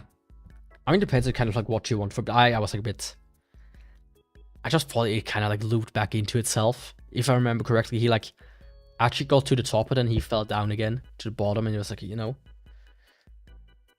I feel like it's just kind of, you can like repeat the story again from there. I like the dragon girl though. She was a cute character. Her. Yeah, she was like the bitch. You really like my anime streams, but now you hate them because I don't agree with you. But yeah, anime is probably gonna. It depends. Maybe I'll get like through to it today. But the next one will be then in the new year. That will be most of my games. I did Game Boy games already, but next year is gonna probably be the rest in a couple of different streams. But yeah, thanks for joining.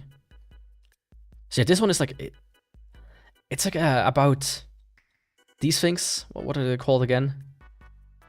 Tanuki. They kind of like just live around the humans and whatnot. They do weird things, and that's kind of it. Yo, Dapix, how's it going? How's it going? Oh, Grisaya no Rokuin, or Eat of Grisaya.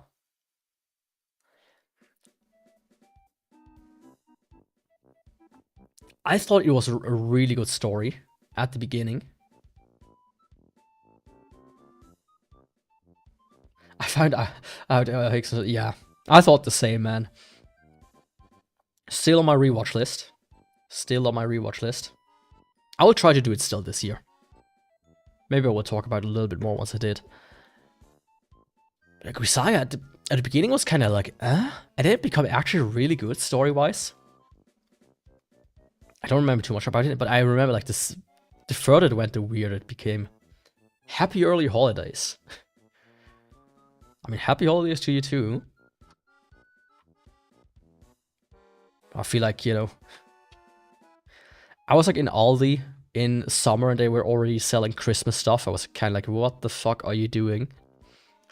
Because of that, I never really get into the spirit of things. Because it's like almost year round these days.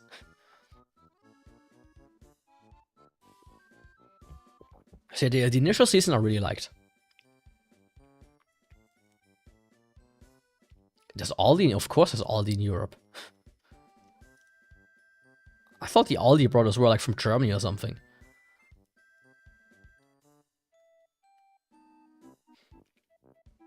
Yeah, so yeah, pretty good anime. Not too much to talk about. Okay, actually.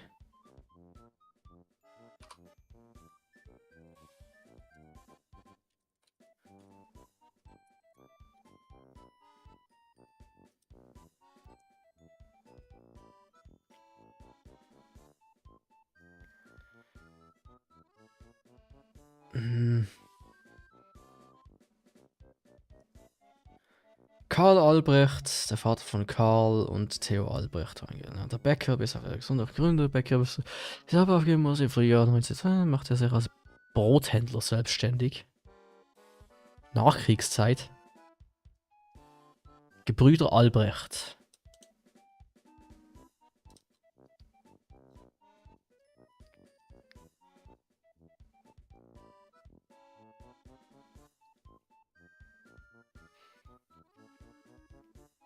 Yeah, it's a German company. Or like they started in Germany, so kind of like expanded around the world. We only have Aldi Süd in Switzerland. It's called Aldi Swiss here. Not this one. Yeah, it's pretty good for what it is. We have like Aldi and Lidl here. Which is, you know, pretty good. But they are like selling fucking Christmas shits in summer.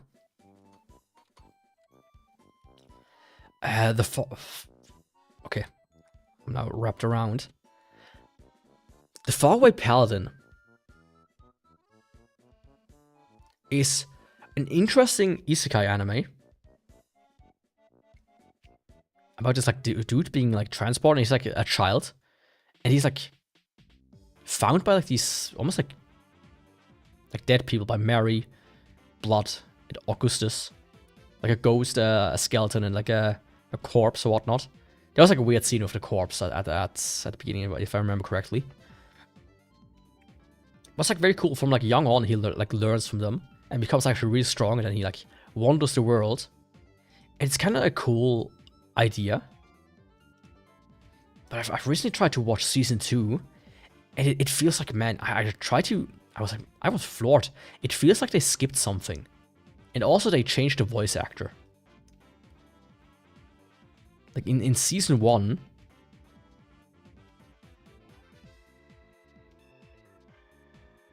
yeah, in season 1 he's voiced by her, but in season 2 he's voiced by this dude.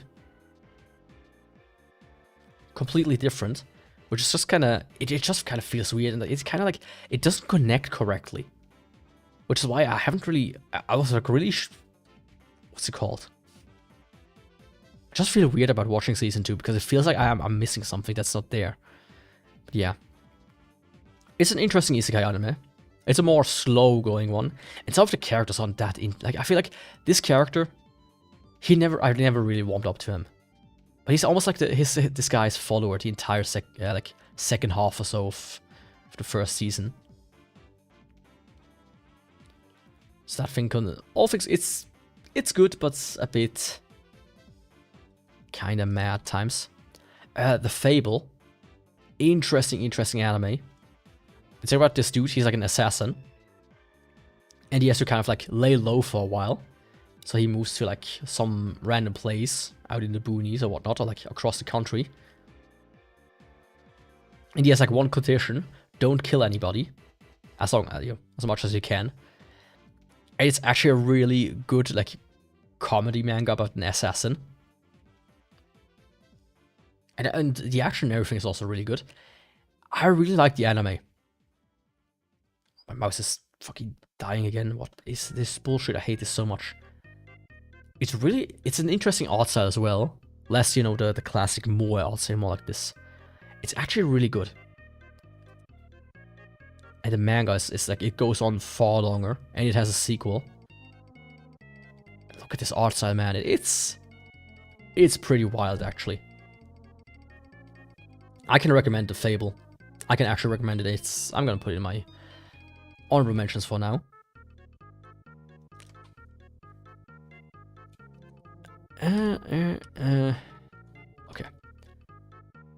The Disastrous Life of Psyche K. Or Psyche Kuso no Psy Nan. This is the character for Psy, if I remember correctly. Or Psy. I think it was Psy, specifically, how you pronounce it. Let's fix my head.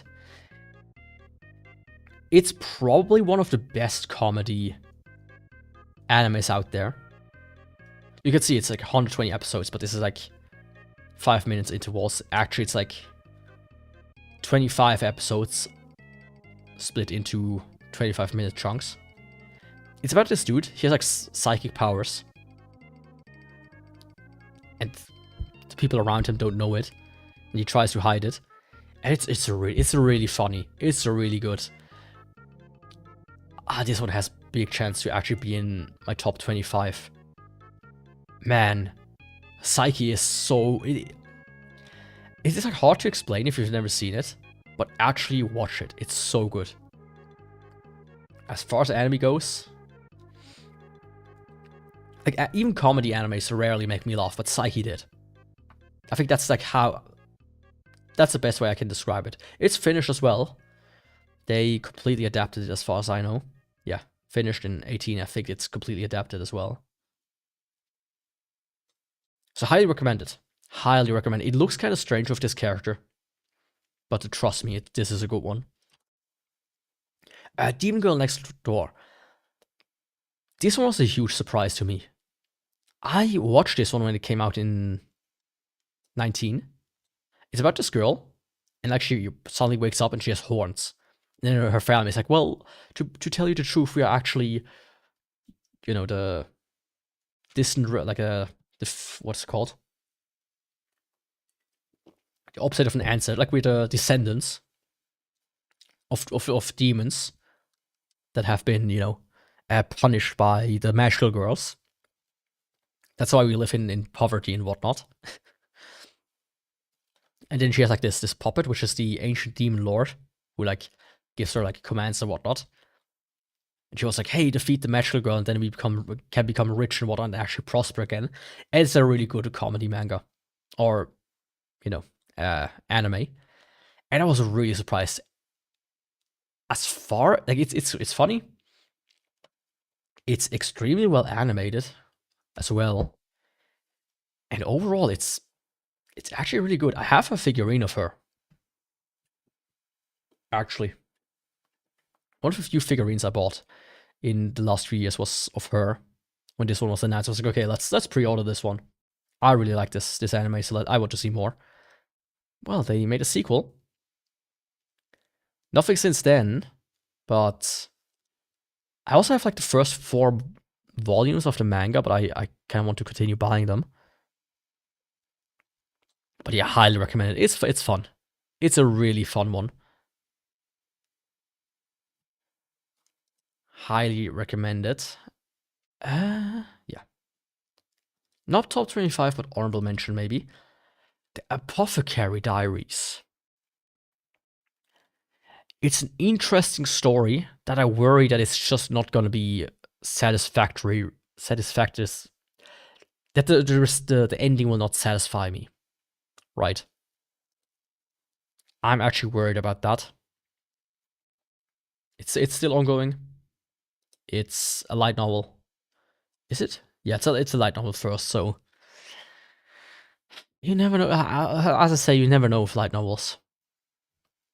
But I will watch the second season, actually. I still have it on my list. And the third season, holy shit. So for that, it's actually really good. It's like a story about her. She gets like sold off or like kidnapped by like the royal family and to work in like the palace to become like, and they can become like consorts of the emperor or something, and she's actually an apothecary and can like help people and whatnot. It's cool. It's a really good anime, but neither worthy of like it's really good, right? But for me, top 25, my personal top 25, probably not. And it's so popular, I don't need to have it as a mention really, because people know it these days. It's one of the more known animes out there, even outside of the weeb sphere, into the normie sphere. Maotsukai no Yome. or the Ancient Magus Bride. It's a really good anime and really good manga. I kind of want to see how it finishes, right? It's been going on for a while. I remember when the first season dropped in 17, 18, and I watched it. The thing about it, she's a human, but she's like a sly Becky or something like that it was called.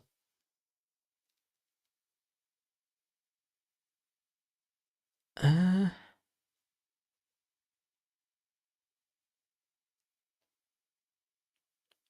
I don't fully remember why, but she was like she's very like magical. It's like very strong magically or something, and that's why people would like kind of want to have her. And one of the characters, like she sells herself to an auction because nobody likes her. She can like see creatures, which is like done in the kind of like prequel. Those Awaiting a Star, which is really actually sad because you see like her in her childhood, how she like gets to where she is. My mouse, dude, I'm gonna flip out. And it's really good, right? And like he like buys her and he's like, okay, you're gonna be my bride, whatever that means. He's like an ancient magus. Oh, that's where the title comes from. She's the ancient magus's bride. Who could have guessed? But yeah, the first thing is just the first season, 24 episodes, is kind of just introducing her into the world of like magic. You and the viewer, of course, and like showing what it's all about. And it's really good. And then the second season is kind of like, let's go to high school. Because what is anime without school? It's not as good as the first season. It still has good elements, but I feel like it's a bit weaker on that sense. I don't like the school part, but I feel like maybe what we'll get afterwards is better. If that makes sense. It's still good, but I feel like the school part is the weakest. The weakest part of it. I feel like the characters in the school arc are also not the funnest. They kind of especially you also like here.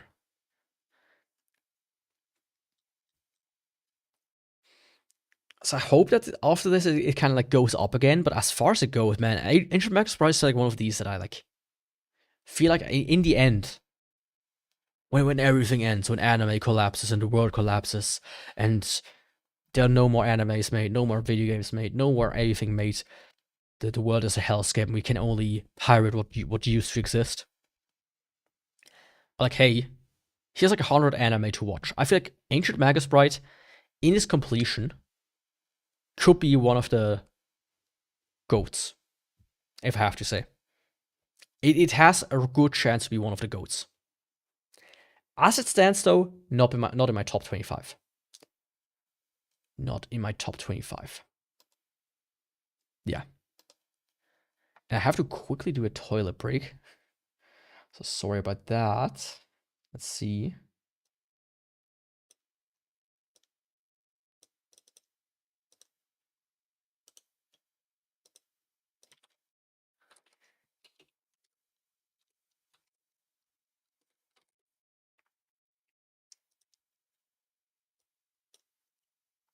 Yeah. And then I will talk about the rest here and see where are we time-wise? Okay, I still have like an hour or so. I think I might be able to get through the rest if I speed it up a little bit. But yeah, I have a few things to say though. So, see you in a minute. Or 3.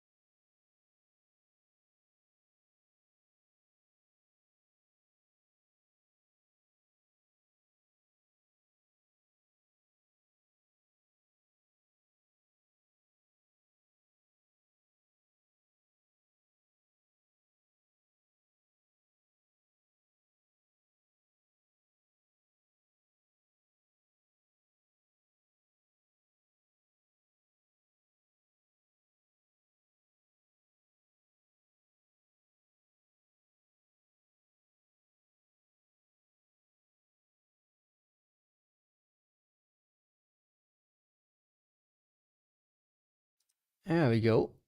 You know when you're like, when you think, hey, I can hold it. I can hold it. And then your body goes, nope, you cannot hold it. Bucko. Be prepared to shit yourself if you don't rush to the toilet right the fuck now. Yeah, that was about the situation right now. Which why I was a bit hectic there. The music stopped. I think the play is later. Yeah, the play is over. Or not. Oh, 24 videos are. I hate that. You can't like click on a place and then just go back. You have to kind of like... Let's click on this. Hope this one's good. Yeah. Sankyuno Terror. I remember when this one came out. You see, it's kind of good rated.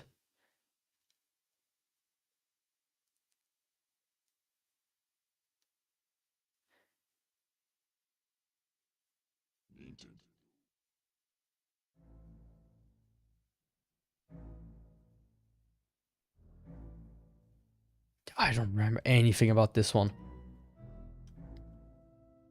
It's been a bit too long, I think. I remember the opening was really good, but that's all about I remember about this one. And like the characters, if you like show me these characters, I was like, oh yeah, I think I know where they're from. But yeah, the story, I can't remember the story at all for this one. Sort of Stranger, I said. I'm not gonna put in honorable mentions on top 25. Summertime Rendering. Man, that was an unexpectedly good one. I just started it, was like, okay, whatever. Sounds interesting. It kind of like went on and on and on. It's like a time loop anime. But like this dude, he comes like to an island. And then yeah, that's not good music. He kind of like starts to experience like time loops. And like the cool concept behind it is, it's kind of like the loops get shorter and shorter and shorter as he approaches kind of like the point of no return. And you have to kind of like work around that. It's a really cool idea, and honestly it's well enough executed. I thought towards the end it slacked off a little bit. Some of the characters were getting a bit boring at times. But all things considered, it was actually pretty good. I really like this anime, actually. Ooh. It's not gonna be top 25. It's really popular as well. So I don't think honorable mentions. But if you haven't watched Summertime Rendering, or Summertime Render, no idea why the English title is just Rendering. And a split here, but hey. If you haven't watched it, I can highly recommend this one. It was a surprise. And I think it was an original. Oh no, it's a manga. Okay. Cool. Yeah, highly recommend it. Highly recommend it. Let me start from the beginning. Selector Infected Vixos. I, by accident, watched the second season and was thinking it was the first season or whatnot, and I was confused as fuck. I was like, what is going on? I don't know. I feel like I'm watching something dumb. I feel like this is like not for me. What's going on? I don't get it. And then I realized, like maybe a year or two later, it's like, oh, when I think the third season drops, like, oh wait a second, I remember like watching this. This has another season, and like looked at it, like, wait a second. I watched the second season, like the first episode of the second season. That's why it was so confusing. And then I watched the first season again, and the first two seasons, oh, it's good. It's kind of like the Madoka magic of Yu-Gi-Oh! If that makes sense. It's about this card game, Vixos, which very funny if you're German, because Vixen means to, check off. But it's basically like there's like this card game called Vixos, and it actually exists, and they want to make like a card game that appeals to girls. And for some reason, the anime about it is about a kind of like Madoka Magic tier card game. version of it, where if you lose too many matches, you actually,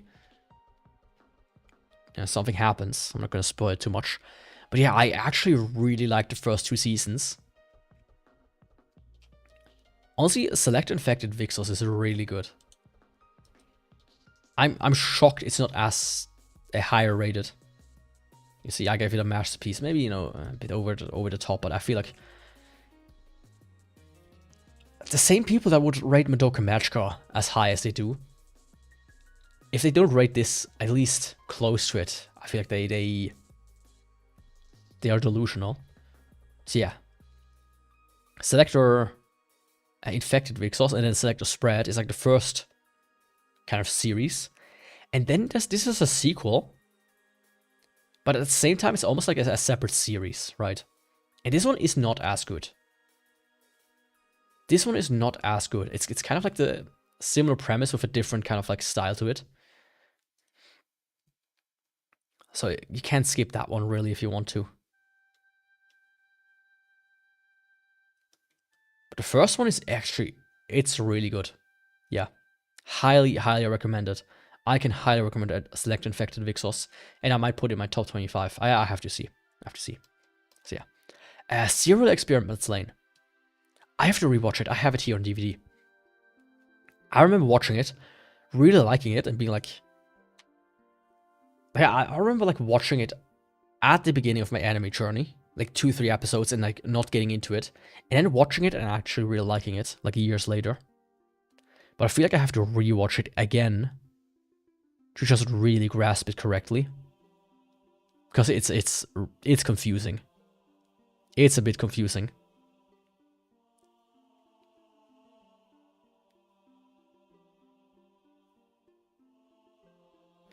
Other works includes Texanalize, which I also have to still watch.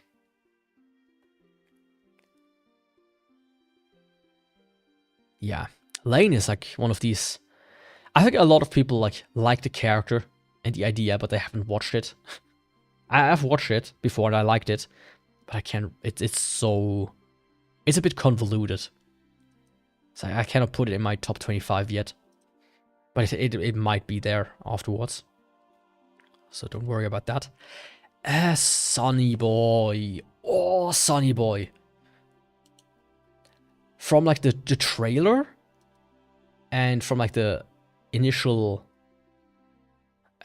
description here, I thought this was like going to be like some sort of retelling of Drifting Classroom, but with like older students or whatnot. That's not what it was. Sonny Boy was a real surprise hit for me. Like, I watched it, and it's like an interesting style, right? You look at the characters. They have like, it's an interesting animation style. And by the end of it, I was like, man, this was fucking amazing. As far as anime I've watched, especially in that time, that was during COVID, kind of like at the end of it. As far as anime goes, this one was a real surprise hit. If I remember correctly, it was like the anime is like about it's kind of like an allegory of growing, like refusing to letting go, like refusing to grow up. And by the end, the characters are like, yeah, we have to like move on now. We are becoming adults. I think if I remember correctly, that was kind of like the whole message by the end of it. What it was about. Maybe somebody here. It's a reimagining of the Drifting Classroom. Yeah, that's also what I thought, but it's not. It's a bit different in that sense.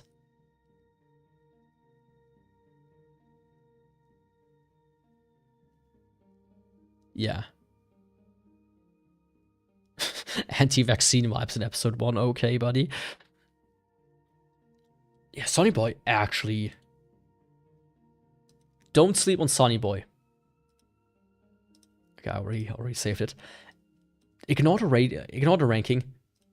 The score, ignore like everything about it. don't sleep on Sonny Boy. It might surprise you. It actually might surprise you. Highly, highly recommended. Sound of the Sky. Very beautiful anime that plays in Helvetia. Helvetia. The country of Helvetia. Which is, you know why the country code for Switzerland is CH. It stands for Confederatio Helvetica. So you can kind of see where this comes from. Beautiful opening. Beautiful opening. Cool. It's like a fun, like, most of it is kind of like cute girls doing cute things. Military edition.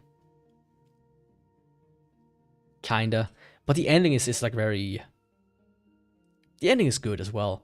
It's just overall a really good anime that I don't think you should sleep on either. 2010. I slept on it for a long time. Sora no Voto. Just watch the opening. And then go like, hey, I like the opening. And then you go watch it. If you like the opening, watch it.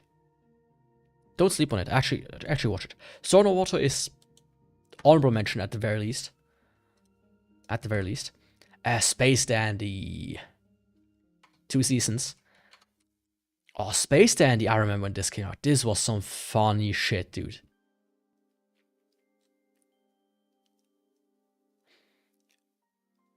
Yeah, it's about this character. He's like a dandy in space. Ooh. who could have guessed that? And he just goes like on a wacky adventure in space. And one of the best episodes in the entire show is like the parallel universe episodes, which I can highly recommend. Where they have like all the different versions. They have like a Saturday morning cartoon version. They have like the children's cartoon version. They have like the shonen version, etc., etc. And then they have like the depressed version. It's like he's a depressed one. The cat is like this hyper-realistic robot, and the robot is a nerd who pretends to be a robot. It's such a good scene. Yeah, Space Dandy is extremely funny. I think if you haven't watched Space Dandy, what are you doing? It's really good. The openings, of course, as well. Fucking Viva Namida. I listen to this one every so often as well. Such a good one.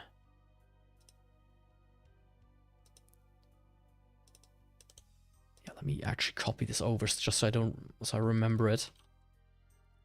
Really want to watch this one after this stream. Or listen to it. Yeah, Space Dandy, man. Not top 25. Too popular to honorable mention it, I would say. Let me save it for now, just for honorable mentions.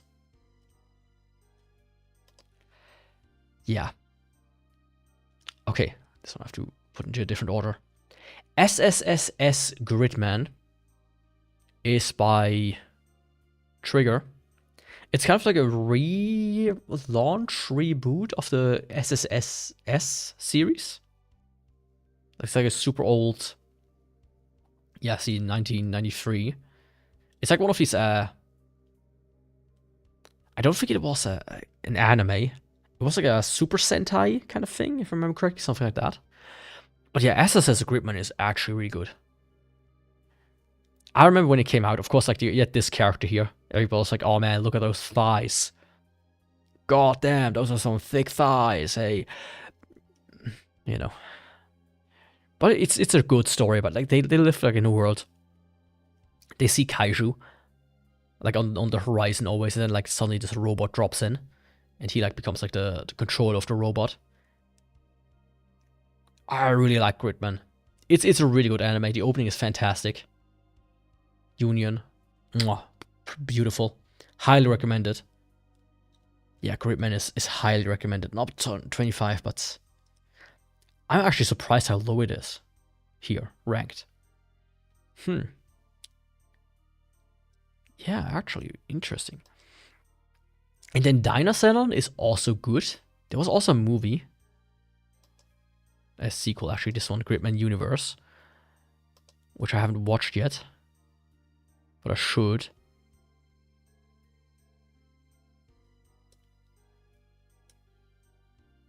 Yeah. Dinosaur is kind of like a... Not a rehash. It's different, right? It's different. But it was also good, but not as good, I would say. I liked Gridman more than Dinosaur. That being said, I hope Trigger continues to do the SSSS stuff. Like, I can see this formula really working for them. To just kind of like knock one of these out once every couple of years.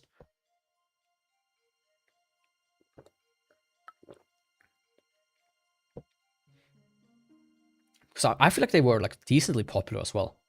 So yeah, Dinosaur are really good. Steins Gate. I remember watching it and really liking it, but here's the thing. It's been so long, I like watched this one very early on, it's super popular. I have to give it a rewatch, and I also want to read the light novel. Light novel, the visual novel. That is based on. So I cannot really rate it right now. Because even though I remember really liking it, it's almost kind of like, you know,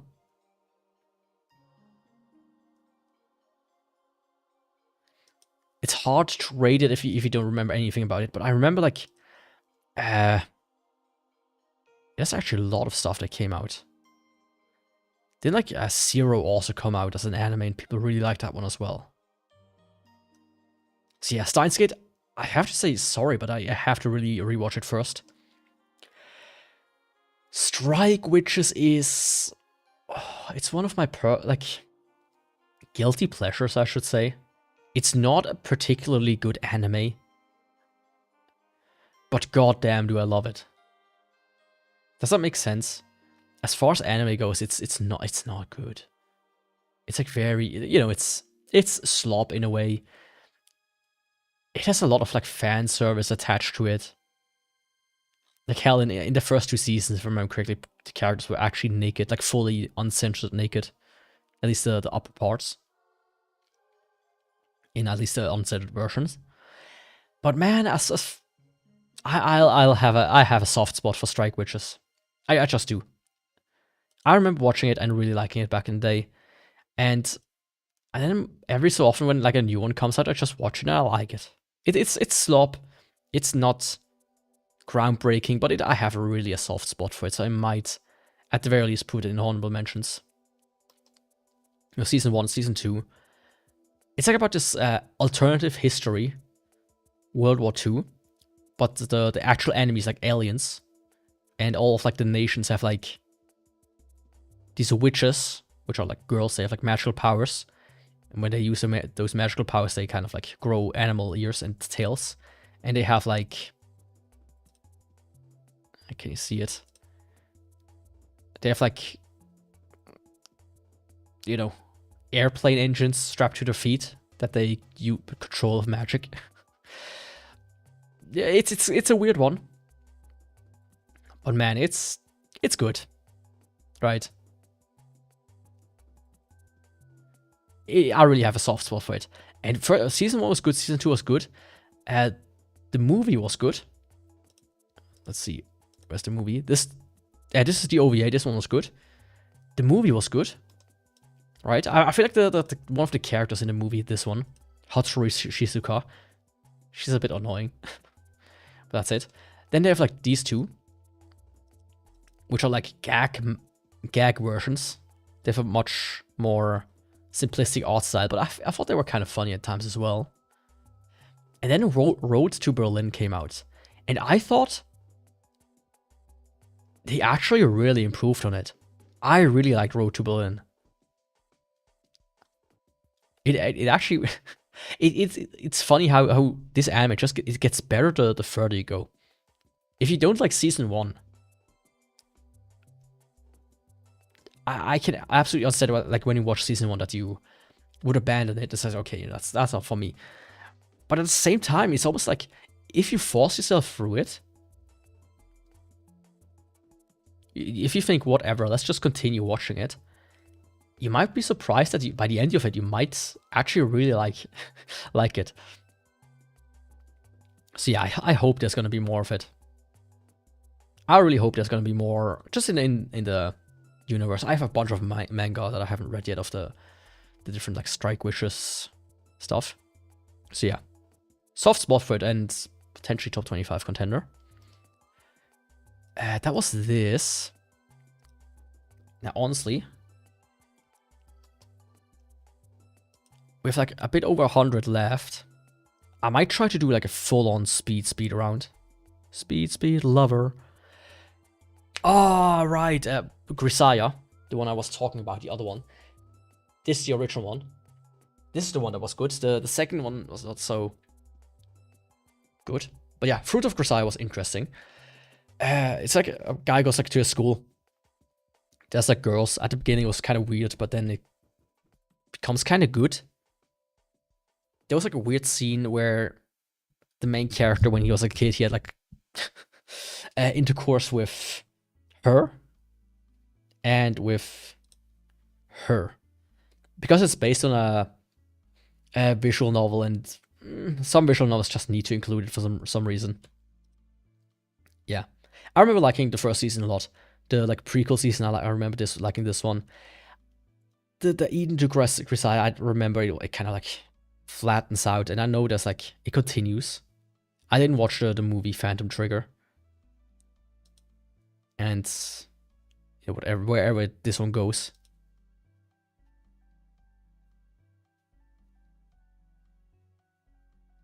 Yeah, I didn't watch the later stuff, but the first few stuff I actually liked. Miraniki Future Diary. It's good for the time. It's fantastic, but I say the same as I did, you know, with the manga one. Or did I say this is the manga one? I don't remember. I didn't read the manga actually. Yuno Gazai has like ruined a generation of anime fans. The character, like, this is like the tsundere, like yandere character. The like when people these days think of yandere, for most people it started with this character. So yeah. But yeah, Miraniki, I think it was good. It's fairly popular. It's fairly well known. I don't have to talk about it. I don't know what this sequel here is. I might have watched this, I'm not too sure. I haven't read the manga. I have read the manga. I didn't remember that I read it, but apparently I did. Did this person ever make like another one? Paradox? And it just kind of like wrote the Miraniki tale a little bit. It seems. Does he have like anything sort by start date? He actually has a fairly recent one that's finished for a couple of years now. Yeah. Anyways, Miraniki it was good. For what it is, it's a fun anime, right? I can highly recommend. If you get into anime, it's like one of these that I can just say, hey, here's a good one to watch. It's not bad, but I feel like in this day and age we have a lot of choices, so it might not be as much on somebody's plate anymore as back in the day. When I got into anime, this was like one of these where people were like, holy shit, watch this. It's actually good.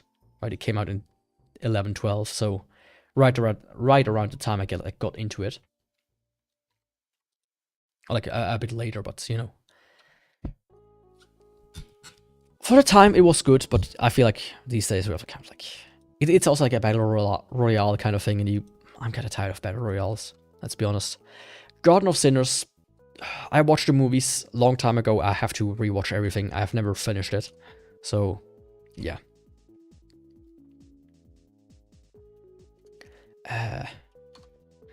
Garden of Words, I don't remember. Oh, it was about the guy who made shoes or something.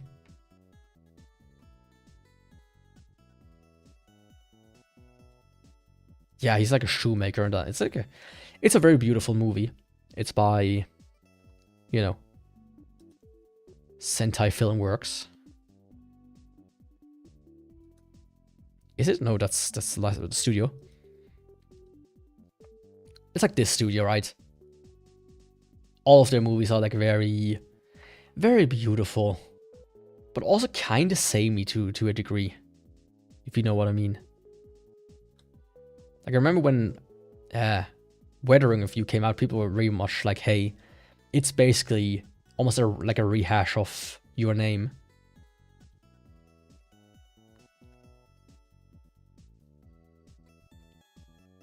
But yeah, they make like good-looking movies. Don't remember much about this one though.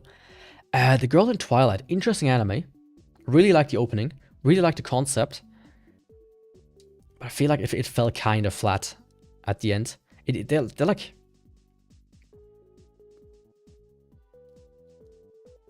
There's like an urban legend, right? And with a radio play, they like dial into it and they like transport. They get like transport to different like universes and shit. And it's like a softcore isekai almost, where they kind of like get back and go to different worlds every so often. It's interesting, but I remember not liking the ending too much. The Girl Who Leapt Through Time, classic movie. Not really masterpiece as I put it here.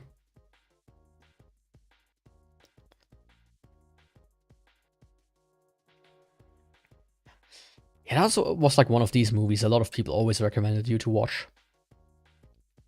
But I don't... It's been too long. Can't remember it. God of High School.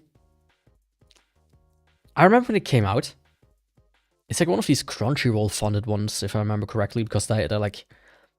On the battle arena in the anime, there was like Crunchyroll banners. I was like, oh, that's kind of cringe. But that's about it. It was good. Like... If you want to just see battles, I think this is alright. But having looked into where the story goes, it just seems kind of like, From what I've read, it just kind of gets kind of dumb after a while. So I'm not really bothered. The Great Chai-chan will not be defeated. The Great Chai will not be defeated. I really like this. I like the character of Chai. I have like a figurine that you were able to buy where we have like the young Chai and the adult Chai, kind of like both of them. I really liked it.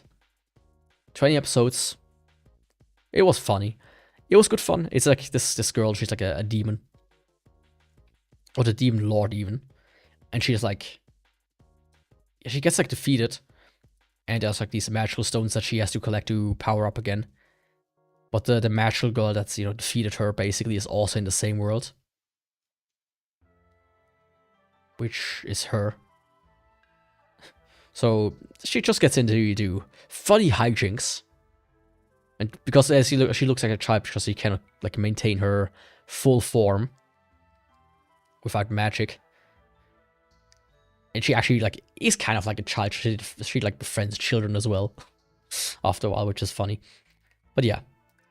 Chai-chan is fun. Is it still ongoing? It is still ongoing. Yeah, I will probably like read the manga or like watch more of it if it ever comes, if there's ever more that comes out.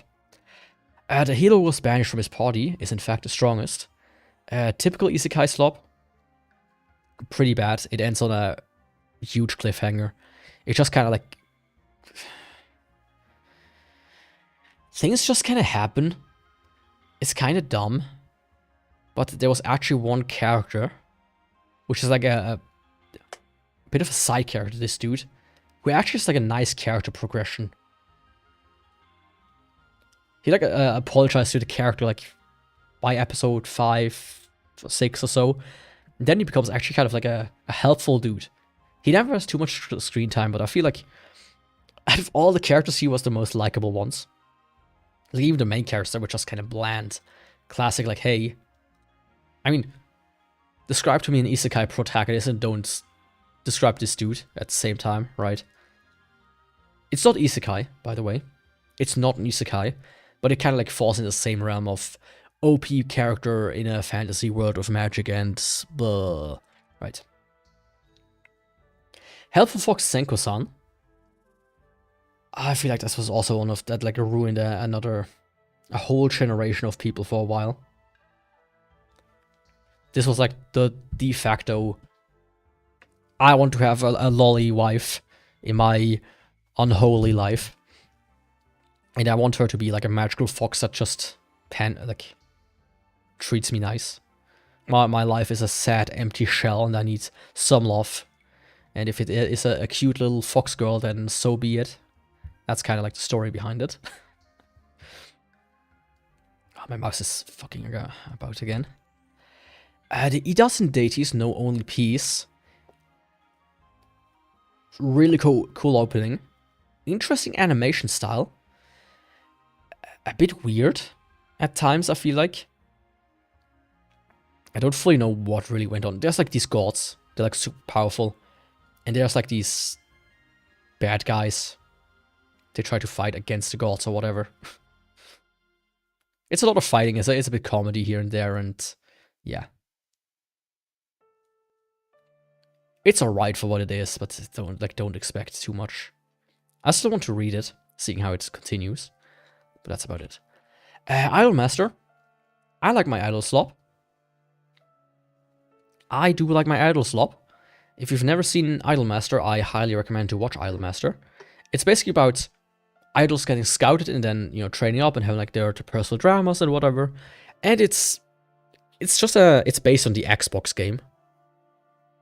If I remember correctly, Idolmaster started as an Xbox 360 game, funny enough. Japan and Xbox 360, I know. But yeah, it's good. It's good. All of these characters are just classic. If you, like, I get it if you watch anime and you don't get into the whole idol thing. And you don't know these characters. But if you say you watch idol anime and you can't, I can't name you the names of these characters. But if you see these characters, you're like, oh yeah, Idolmaster characters. That's kind of that. So the first season is pretty good. I really liked it. And then there was Cinderella Girls, which is also good. I didn't like the main three as much, these guys. But the cast is far more varied as in the first season, which makes it good, right? There's also like another one, like spin-offs. I think it was this one with like the... no. There was like a spin-off as well. But yeah, Idolmaster's good, but also like out of this world. Yeah, the second season is just continuing. If I remember correctly, there was another one. There was like a spin-off, also in the Idolmaster like universe with like from like the lolly quote unquote characters, if I remember correctly.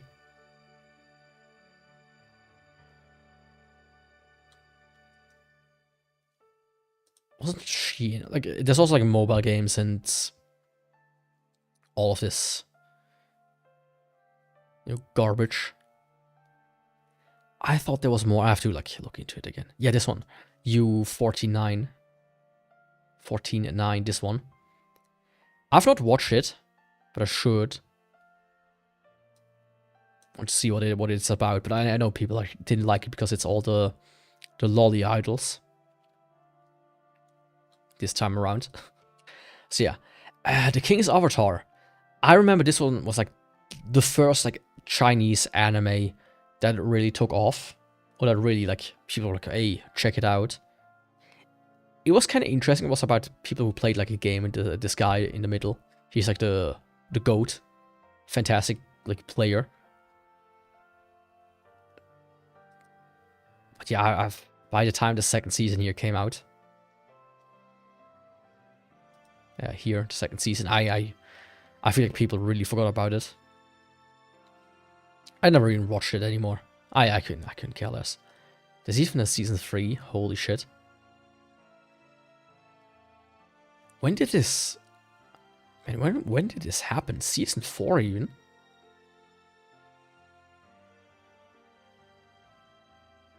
That's actually kind of wild. But the novel is finished, okay. For a while now as well. Interesting. Yeah. More Grisaya, of course. The Lost Village. Mayoiga. This was one like of these mystery animes that just kind of fell apart.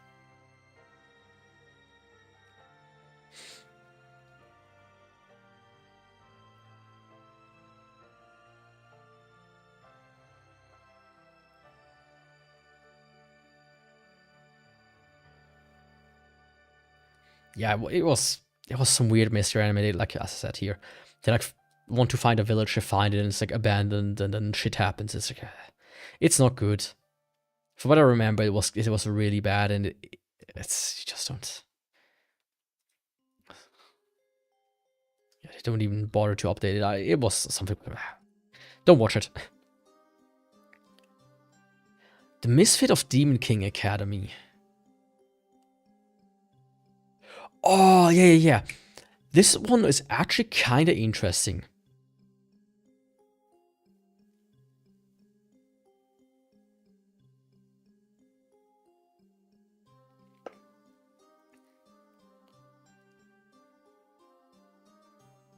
Yeah.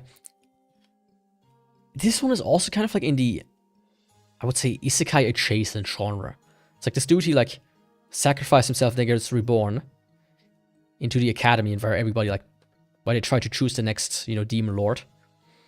But he has like still his full powers.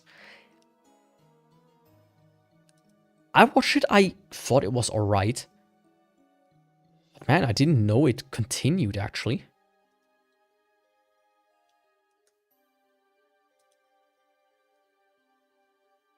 Yeah, holy shit, this is like ongoing. I thought there was just never a season 2 and that's it. But this is still going. Holy shit, actually. I probably won't check it out, but maybe. Who knows. But once again, it's a light novel, so... But it's finished, actually. So that's actually interesting. But it's been so long since I watched it. Yeah, 2020. Yeah, I probably won't. Let me speed this up a little bit, so I can get through it. Let me ignore this one for now. Promised Neverland is... it has so much promise. The first season is really good, the part it covers. The second part is also kind of good, but past that, it just kind of fell off. Right? I really hated how it ended. It's still good. All things, like the first half or so is really, really good. But after that, it's just kind of... It's such a travesty, really. Kirigumi, that rings a bell. Or not. They kind of like lived on this shit for a while.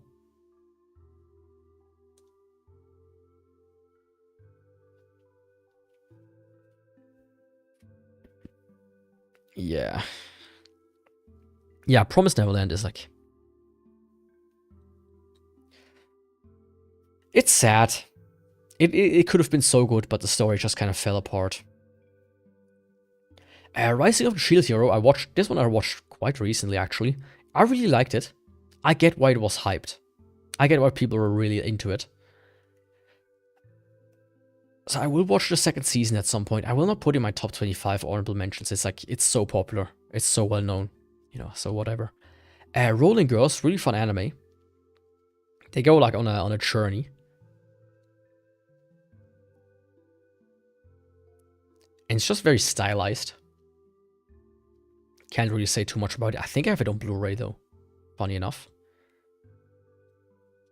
Yeah, this one was an interesting one. An original. But I might have to rewatch this at some point. Yeah.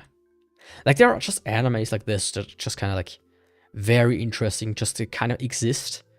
But I don't feel like they will ever be recommended again after they originally aired. Right?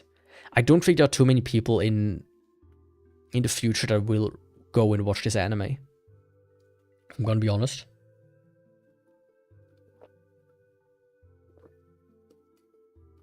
I mean, this one did in 2018. 2022. Okay. The last Update here was in 2023, so it ain't exactly getting watched a lot. And I think to some degree that's probably for the better. Some anime just kind of like, it should be preserved, but it probably, it's not like this. It's like the magnum opus of something that you're gonna miss if you don't watch it, right? Secret World of Ariete. I really liked it. It's about this story about like these little people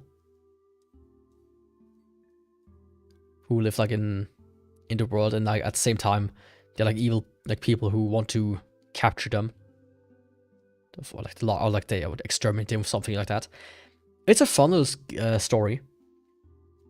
It's Ghibli, of course, and it has like the song Ariete's Song or whatever.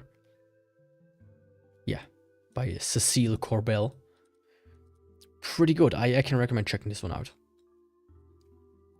Overall, I really liked it. I think it's one of the better Ghibli movies. I just kind of feel like it almost feels like maybe like a second one. They never do that, of course, but like a second one could kind of expand on the world, but they probably won't. Squid Girl. When I got into anime, I remember seeing a lot of Squid Girl gifs and pictures posted.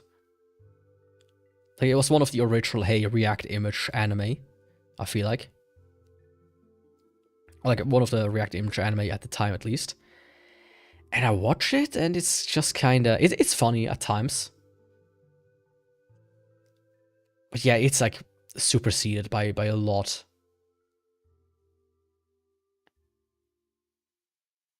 Squid Girl was Shahi-sama. Interesting.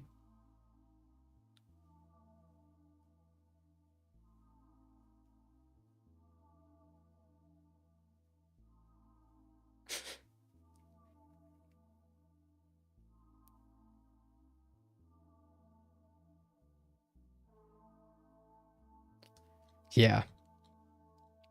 But yeah, as they say, like, it kind of falls into the same category as these animes. So it's interesting in that regard.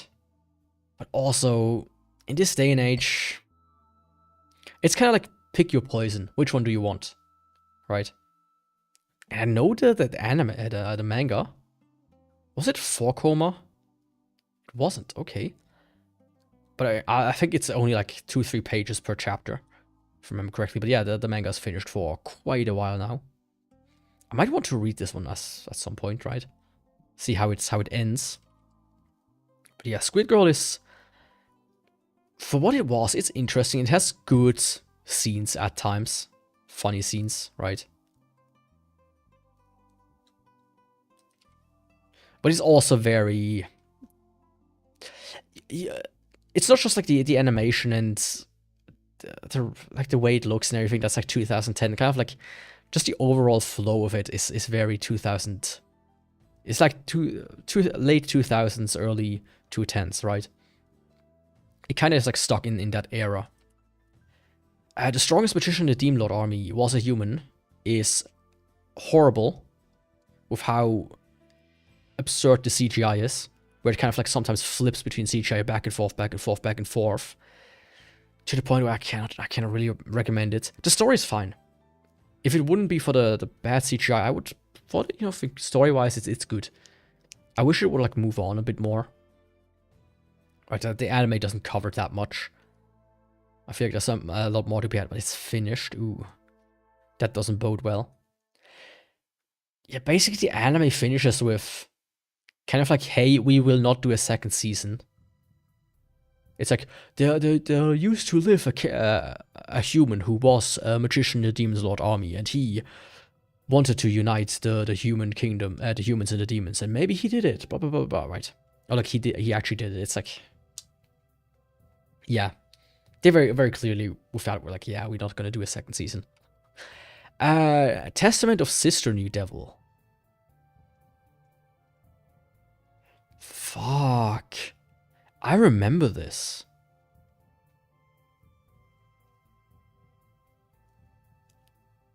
Yeah, I feel like this was also like in a similar vein to like the DxD thing, where people are like, oh yeah, it's a red hat, and it has like edgy moments. But also remember that I couldn't give a shit after the first season. Oh, let me talk about this one. Have I skipped a lot yet? I haven't.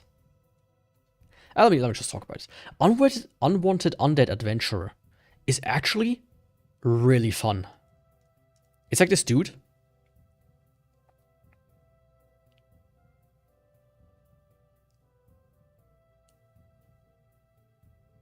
Yeah, it's like about this dude that's like a skeleton, and like the more he like kills, like the more he like ranks up and whatnot. And as far as the story goes, I actually really liked it. I remember really liking the story. It's, you know, you can see it's a 7 for me. I think that's kind of fitting. It is it drags at times, and I feel like it takes maybe a bit too long to get going. But I do think the story-wise is actually a really good one. It's a light novel, so... And the second season is like planned, but, you know, we don't know anything about that yet. So I would look out for this one. So let me put this one in my honorable mentions for now. The Witch and the Beast. Very interesting anime. The big problem I remember is that the manga was on hiatus.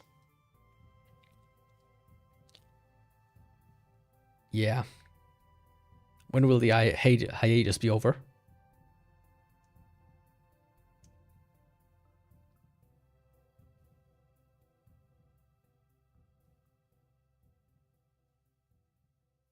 Well, yeah, the author has problems. It kind of left off at the best moment as well. That's a big problem.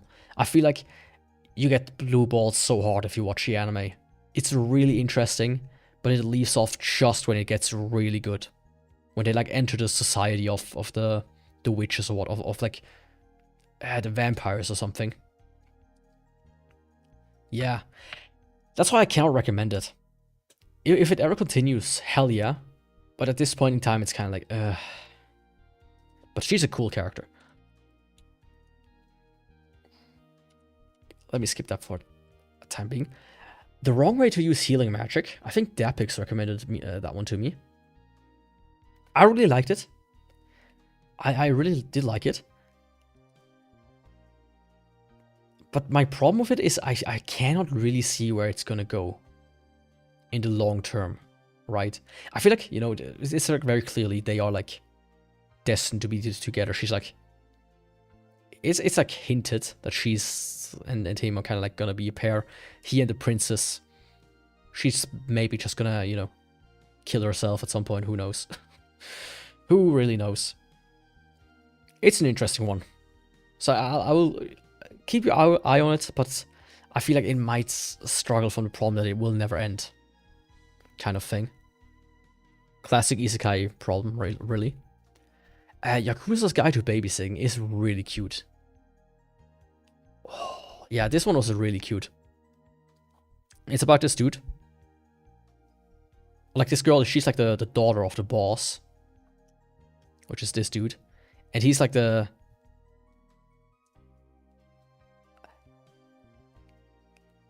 Yeah, he's like the assassin or whatever for this crime family or whatnot. And they're kind of like, hey, you have to calm down. Instead of being an assassin or whatever, or like a cleaner up or whatever, you have to now babysit my daughter, and they actually have like a good relationship and whatnot. It's really cute. It's actually really cute, so potentially honorable mention it goes. Oh, Mashiro no Oto is a really good musical anime that I feel like got kind of superseded by the Koto anime. Because they came out around the same time. One problem, however, I feel like it had. It's also finished. One problem I feel like it had, at times it like moved on almost a bit too fast, and it almost feels like a bit shoehorned in how he like goes to school and then forms like a team with dudes, like these dudes here. And they start like playing into competition. It feels almost like it tried to fit into like a mold that it didn't need to. The first 2 episodes were really good. After that, it kind of fell off a little. Time of Eve. I mean, that's gonna be the future. That's all I'm gonna say. Clankers. To Be Hero is like...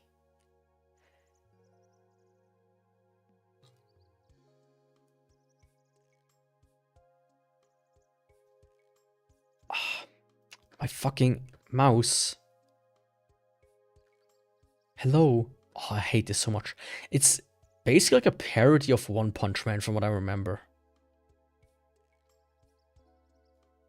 That's kind of what this is. This is a sequel. Oh my... I'm having a conniption. I watched like the first season of the To Be Heroine, but I couldn't. Yeah, that's about all there is to it. It's kind of like a parody of One Punch Man, but... To Your Eternity. Oh, let me skip that one for now. I'm gonna keep this one open. Toilet Bound Hanako-san. I watched the first season. It has an interesting art style. That's about all there is to it. My wheels are stuck. How many more to go? Starting to get a bit exhausted, you know. Tokyo Ghoul. Interesting. They fucked it up though, since they deviated from the manga. The manga went in a better direction. I didn't watch Re yet, or I didn't read Re yet, as I did abandon it at some point because it was just kind of getting a bit too much. Tokyo Magnitude could be an interesting concept. It's a good watch, a little bit. It's all too real almost. It's almost like a bit of a fetish that the Japanese have. There's also the Disaster Report or whatever game sets that exists that are basically this as well. You know, it's a huge earthquake happens and then like a woman and a child or whatever. Yeah, with her brother. Yeah, it was this woman with like this girl and her little brother. They kind of like travel through Japan on foot, which is devastated by the earthquake to like meet up with the kids' families. That's what this is about. Tokyo Revengers, I remember really liking the first season, but really never feeling like wanting to continue watching it. I also remember reading that it kind of falls off after a while. But I might get back into it at some point. I might. Yeah. It's a good one. Right, don't get me wrong, but it's just kind of... At the time, I felt almost a bit exhausted. Like I do now. Tomo-chan is a girl. I read the manga way before this was announced. So I was glad it was announced. It's like a cute manga about a tomboy who hates how her childhood friends doesn't see her as a girl because she's actually in love with him. And, you know, it's just cute antics. That's about it. Tomodachi game. Basic battle royale anime. Not really worth talking about. Tonari no Seki-kun. Oh, it's a short one. 2014. 7 minutes per episode. It's about like these 2 guys. And the dude like sits beside her. He always does wacky shit during class. And she gets like really confused about it. It's quite funny. I think I'm gonna put it in my honorable mentions for now. So yeah, because he makes like a small volcano with like a chemical reaction. She's like, what the fuck is this dude doing? It's still ongoing, but there's also a sequel manga.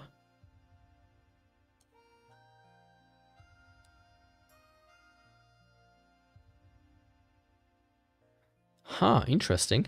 But this one lasted only for a short while. How is this one still ongoing?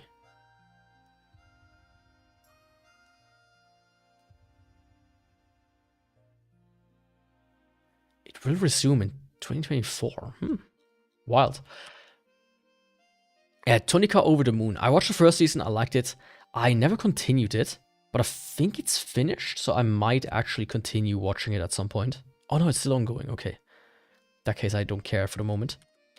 Toradora, as I mentioned earlier, it's like one of these like early, like late 2000s, early 2010s anime that's like very much on everybody's list. So everybody fucking knows them. It's like a rom-com? High school drama, yeah. For what it was good.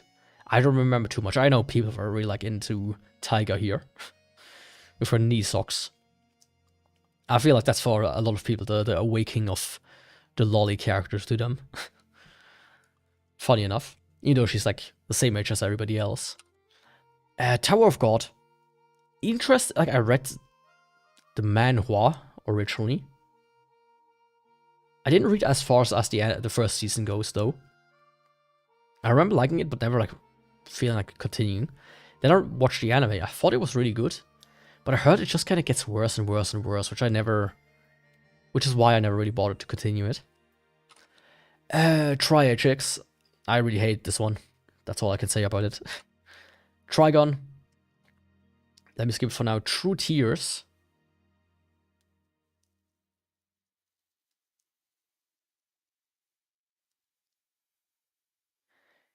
Yeah, this is like a drama anime. I remember watching it, but I couldn't really describe to you what happened. But I remember it being a good one. It has like this classic. I really like this look specifically. It has something that's just different. It invokes a certain sense of nostalgia in me, right? This kind of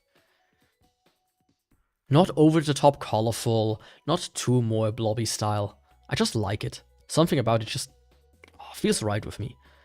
Tsukiga Kirei. Don't remember jack shit about this one. Tsukumichi Moonlit Fantasy. 2 seasons so far. At least the ones I've watched. I really liked it. And I'm interested to see where it's going. It's like a isekai. Once again. About this dude. But I feel like it almost starts to get once again to the point where it's like... It feels like he's getting too OP. Right, I'm still continuing to watch it. But I have a fear that it might just not end correctly. It's a light novel as well, so... How will that end? You never know. Monogatari, I talked about this before. Need to rewatch it. Tsuridura Children. Don't fucking remember anything about this. Man, I remember the first Uma Musume. And ever since then, it has taken off. I might have to watch more of it. I will not play the gacha game, mind you. But Uma Musume, I might watch the animes. Because I did originally like the first one. But yeah. Unbreakable Machine Dawn. I remember the... Was it the... This one? I think it was this ending here. Or this one. One of the endings I remember about this anime, but I don't remember the story at all. Was it this?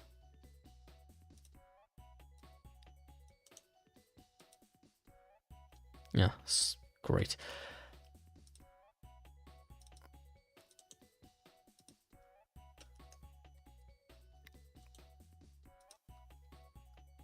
Let me just quickly.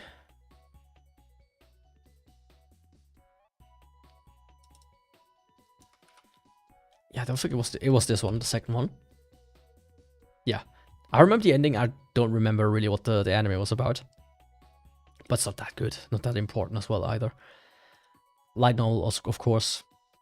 It's finished since then, but, you know. Uncle from Another World was pretty funny, I have to say. It's kind of like one of the things we don't see too often, which is like reverse isekai. Almost.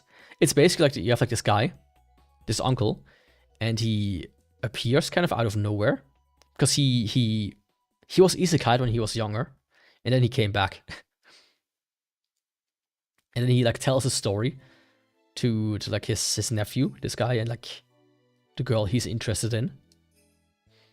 So he like kind of like switch back to his adventures. Like they're like, oh, he's a goblin, he's an ugly dude, but he's super powerful OP. So it's kind of funny that way. So you switch between his antics in the real world, he still has his magic powers, and him in his isekai days. It's actually a really good one. It's still ongoing. Still ongoing. Undead Murder for oh, I have to wait for this one. Undead Unlock. I'll wait on this one. Usagi-chan, that was the one. Usagi-chan.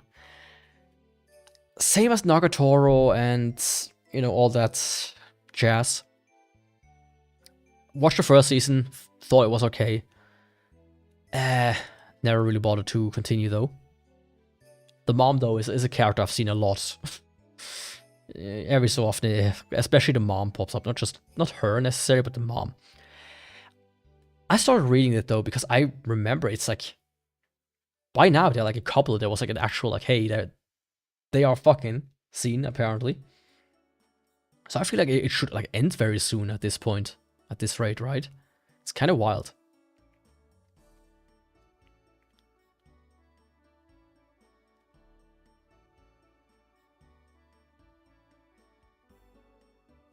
Yeah, so I will maybe read it and see where it's going, but I probably will not watch it.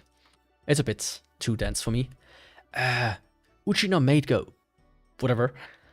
It's an anime about like you have like this Russian girl, and you have like a maid who's like a ex-military. And it's just very cute about... It's a cute story between like these two characters, like growing together, taking care of each other while the girl is kind of like, oh yeah, my mom abandoned me, or like she died or something. And she deals with that and has like a happy time while the maid is kind of a bit of a weirdo. It's funny. And the ending is cool. That's about that. Oh, Vampire Hunter D.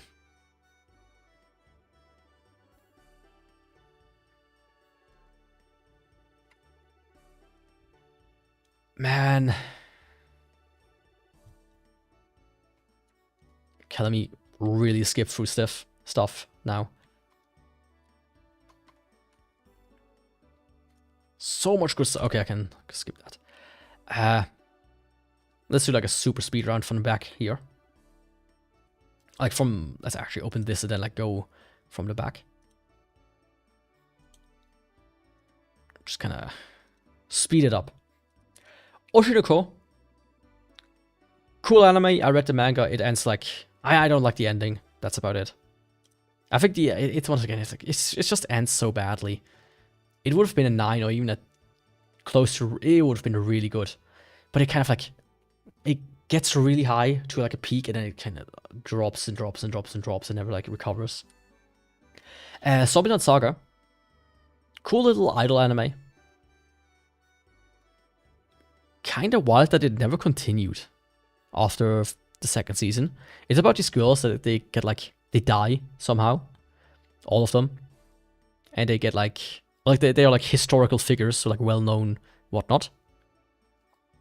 To potentially be like idols. They get like dug up by a crazy like dude, by a weirdo who always screams at them, and then they get turned into idols. But they are zombies, so they kind of have to hide that. It's pretty good for what it was. For what it was pretty good. There was like some tragic story of the character, of like the main guy, of like the dude, the producer. Of course, they don't really list it here. I can recommend it. It's just not, you know. Some 100. Zombie apocalypse breaks out. This dude is like, hey, let's make a bucket list of 100 things I want to do, and try to do them. That's about it. It's fun at the beginning, but I feel like I don't know if where it's really going. It almost like loses its stakes, which is why it becomes a bit boring towards the end.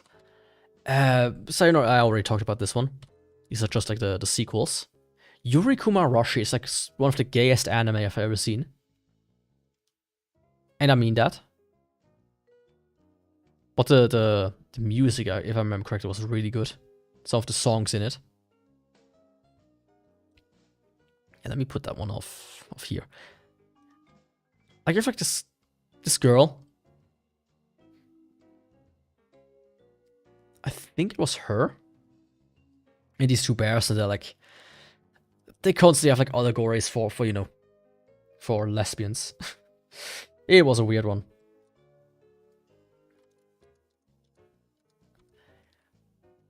Oh. Yuki Yuna as a hero is basically a bit of a modern version of Madoka. You have like these girls, they become like magical girls. They have to fight like the outside world basically, because they are like live in one city that's like the only city that's left and it's like sheltered, and shit gets wild, and it's pretty good. I feel like it becomes a bit absurd towards the end of it, but I really liked it, and especially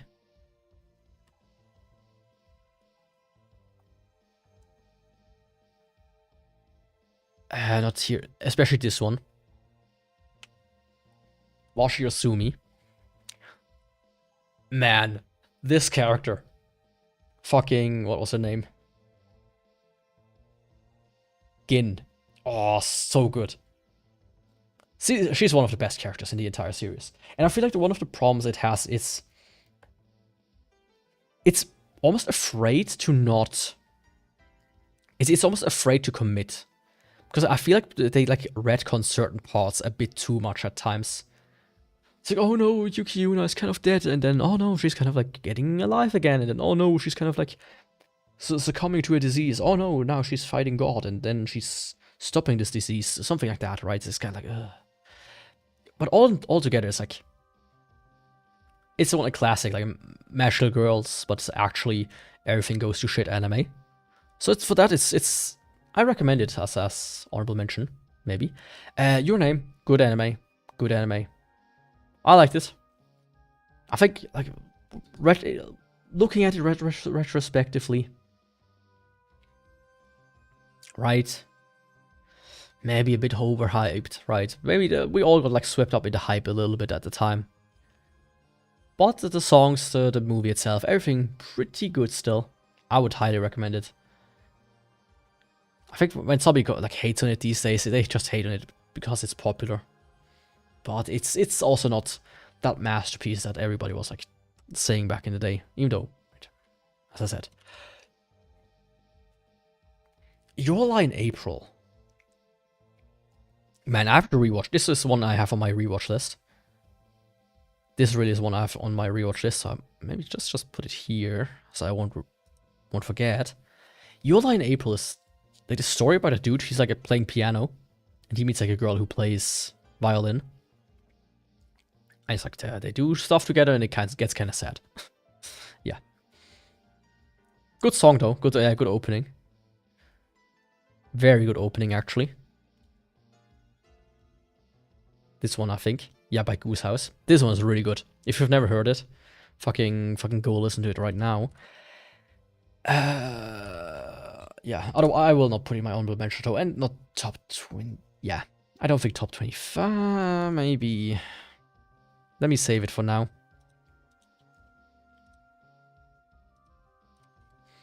Yona of the Dawn. I remember watching this and thought it was kind of interesting. But I think like the manga is still ongoing as far as I know, but it never got adapted after that. It never got more anime, which is just wild to me that something that has been like this long and this highly ranked as well, it's just not getting more. If that makes sense. Is manga almost done? It's not been a year since the story entered its final arc. Each chapter feels like the manga could end with just a few more pages.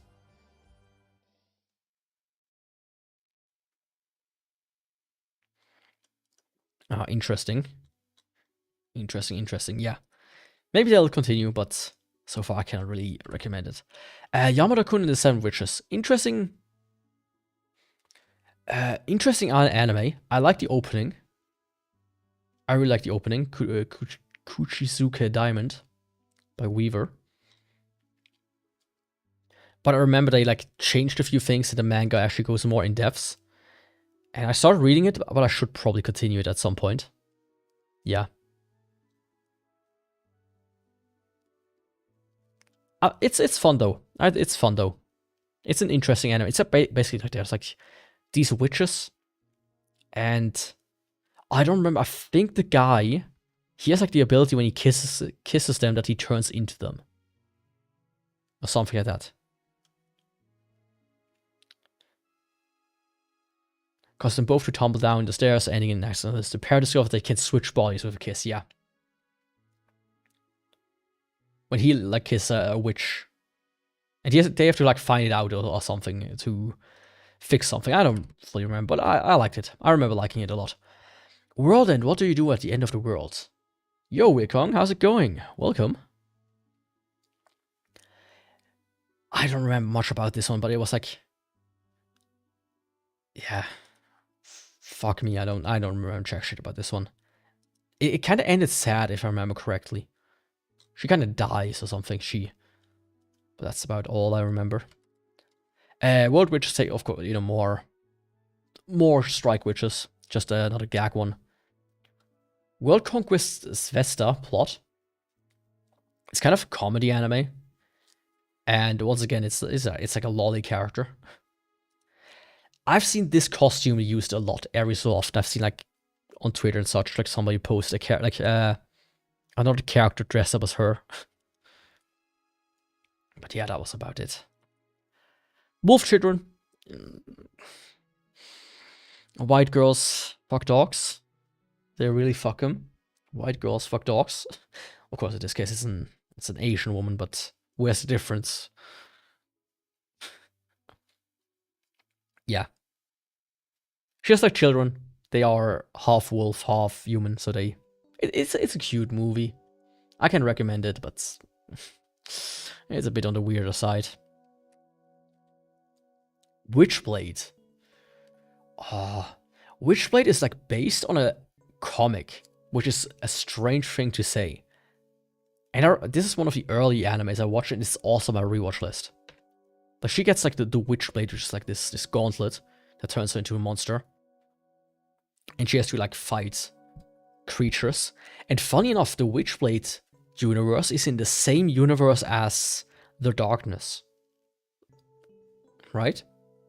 For those that know The Darkness. Pretty good games if you ever played them. Also, like, based on the comics of the same name. So yeah, lots of, you know, boobage in this one.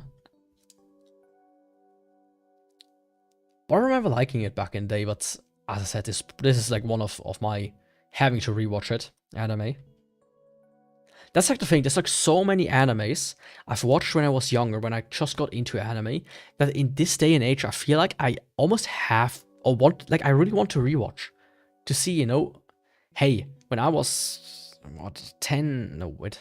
When I was like 12 or so and getting into anime, half the shit I watched, I feel like I just couldn't watch it the same, I didn't watch with the same eyes I have in this day and age, right? 15 years later or so, 15, like 10 to 20 years later, I have to calculate it, but it's like, I don't, was I 12? I don't remember. I would have to, like, you know. But yeah, at least 1.5 decades later, you know, different eyes, differently, you know, when yeah. I went through school, I went through tons of bullshit in my life.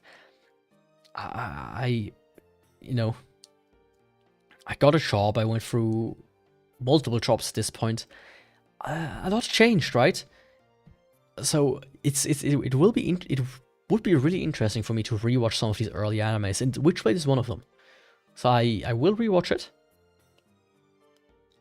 It's interesting how there's still, you feel you like find stuff from not too long ago of people having rewatched it. And I think one of the reasons why might be there's every so often there's like a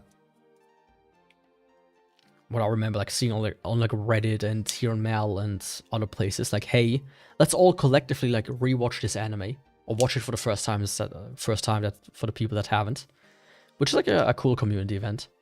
But yeah. Oh, I have to rewatch to really evaluate it. Witch Hunter Robin is pretty good. I have the DVD set, but the first DVD is like scratched too much, and it doesn't work if I remember correct. Or like one of the DVDs, I don't remember if it was the first one. Good show. Good show. I think the title explains it a bit. It's about a girl. She's a witch hunter called Robin. Cool design, everything. The music is good. I would say honorable mention, because it's not as popular as it seems. It's kind of maybe too old for a lot of people to really have gotten into it. Witchcraft Works, pretty cool anime. I had this one on my list for a long time to watch. It came out in 2014, right? And I probably had it on my list since 2014. And I watched it, I think, this year. If I'm not mistaken, I watched it this year. Funny enough, the ending... My first exposure to the ending was an edit somebody made of somebody who shot up a convenience store. With like a bunch of other like shooters thrown into it. But yeah. It's like about this dude. And suddenly he gets like attacked by like creatures and witches. And then like one of the students comes like swooping in and protects him. And from then on she like stays around him to protect him, and she's like super popular, which is why he gets a bit into hijinks, and interesting characters exist. I will definitely read the manga. I put that one on my to read list. It's also finished. It's finished in 2022, so there's a lot of material I have not seen. 8 years of material to be precise. So I'm very interested how the story will play out. So yeah. White Album 2. Don't remember anything about it. Gonna be honest. Like, at the drum performance school festival, never realized how it does his success finger through the course of White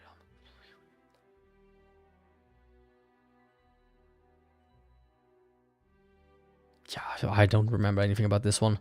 When supernatural battles became commonplace, it has like a very cool scene. It's like it's a studio trigger, but this character has like a bit of a freak out with this dude. There's like a mat somebody made at some point. It's like, what is a bloody? What is what is all this Shunibyo speak that you do? I don't get it. Stop doing it. All of them like get like superpowers. And they just kind of like live out their lives. I don't remember too much about it. Welcome to the NHK. I can barely talk anymore. Just kind of like go through it. Very cute anime. Classic. This one is a certified classic. If you have not watched this one, I feel like, what are you doing? Like only 800,000? Well, something like probably Attack on Titan has like millions. Like, come on. It's about, like, he's a hikikomori, and he's like this noisy neighbor. And of course they like end up together as like in a romance thing. It's good. It's a classic, as I said. It's honorable mentions. For me, not the top 25, but honorable mentions. Welcome to the Ballroom. Interesting anime. Very interesting about the necks. They look like sometimes like very, very long. I remember really liking it. But fuck, man, the manga's still ongoing. So I cannot really recommend it too much. Welcome to Demon School Iruma-kun. It's like very long. Is there a sequel? Yeah, 4th season announced at least. It is gonna be cool. The manga is just, it's just so fucking long. I feel like it has like 400 chapters or something already. Yeah. As far as long series goes, I feel like Iruma-kun is really good. I feel like it deserves higher.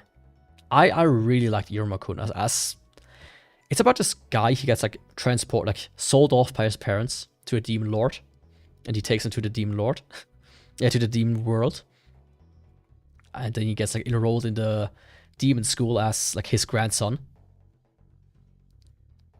It's just a fun series altogether. I can actually highly recommend it. It's fun. It's a fun watch, and hopefully also a fun read because I want to reread it or read the entire thing. So this one will definitely go in my honorable mentions. We Never Learn. I talked about this. The problem with We Never Learn is it's not fully adapted because the manga did something really good. The manga basically goes, hey, we have 5 heroines. Instead of just choosing one, let's just do an ending for all of the heroines. Like 2-3 chapters for each of the characters. Pick the one you like. It's so good. It's such a good way to do like one of these like harem anime style things. Like, hey, let's pick one. And the best ones I liked are Blue Girl, Pink Teacher, and like her. What was her name? She's the tomboy, the tanned tomboy. All of them kind of have like a good ending, I feel like. But I can't really, recommend it too much. Wave, Listen to Me. It's like about a radio host. Like, yeah, she has like a bad breakup and then she like calls into a radio show or something. And then she ends up working as a radio host. I think it's actually a really popular one in Japan. And it's like still ongoing. Yeah. I have to watch it actually. I remember being a fun watch. No, it's not that. You go here. I remember it being a fun watch. Let's see. Oh, it's probably on like hiatus though. Seeing how like the newest one here is 21 probably. Yeah.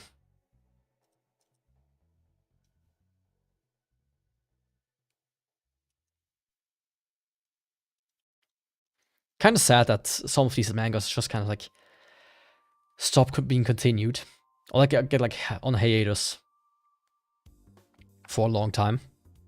So it's always, kind of sad to me. But hey, what can you do about it? Watamote, basically, it's funny, right? It's funny, but this character trope has kind of the sad girl has kind of taken over VTubing. There are like certain VTubers, they're not particularly large per se, but they kind of like try to adapt to this character, and it always ends the same way, and like predictable. They always get like exposed for like having like sexing with like half of their fan base. They're like, oh no, I'm a pure virgin actually, even though I like strung all of you along. Yeah, and they always like post like the same tweets that from time to time see. It's like, oh yeah, I'm such a lazy girl failure. No one will ever go out with me. And then you go into replies and, oh no, you're so cute. I will go out with you if you choose me. If you would like to choose me, my goddess. It's always the same. Like when a VTuber is out there says, oh, nobody will ever love me because I'm such a girl failure. It's 100% to get attention. It really is. It really is. Yeah, for that. Wasteful Days for High School Girls. Another one of these few animes, comedy animes, that actually make me laugh at times. It has some really good scenes in it. And for that I can... it's still publishing. Oh, interesting. For that I can actually put in my honorable mentions. Wandering Witch, The Journey of Elena. It is a light novel, so it's still ongoing probably. Yep. The anime, I really liked it. I think the opening, or was it the ending? I think it was the opening, is really good. It's about this girl, she's like, she's like a witch, and at some point they kind of like when they're like 14 or 16 or something, or 18. They like get sent out into the world to like learn to become a fully fledged witch. And she like has like funny encounters with like other witches and with other people and whatnot. It's a good like calm story for the most part. So I can recommend it.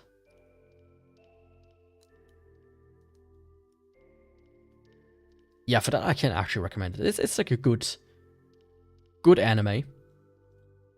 But I feel like I want more. I want more before I can really say, hey, watch this one. I feel like there's a good potential here that's underutilized. Like 2020, it's like it's 2025, 2026 soon. Like it's time for more, but I feel like it might have just kind of like stopped. Yeah, look at this. There's not much action here for a while now. Wake Up Girls is like one of these idle animes that I haven't really gotten into yet, but I know it's actually kind of really... There's a lot to it. Right, see this? Bam, then you have like the prequel movie, you have the sequel, which I haven't watched yet. Shadow of Youth. Then you have another sequel, which is a movie. Then you have another sequel. New Chapter, which came out in 2018. But I feel like there was another, like a spin-off or something.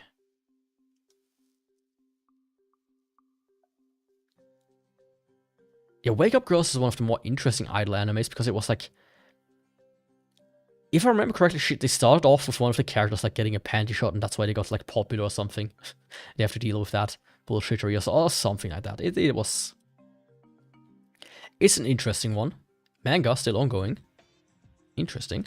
Yeah. Vivi Floridi's song.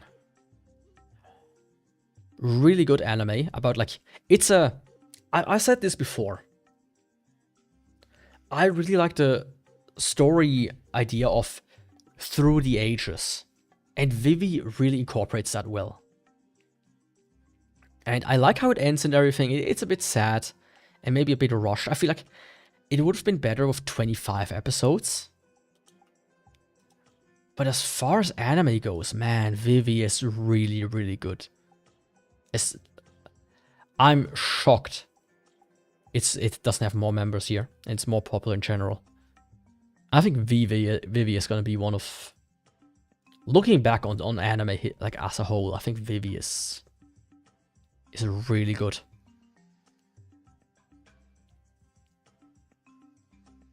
The worst anime I've ever seen.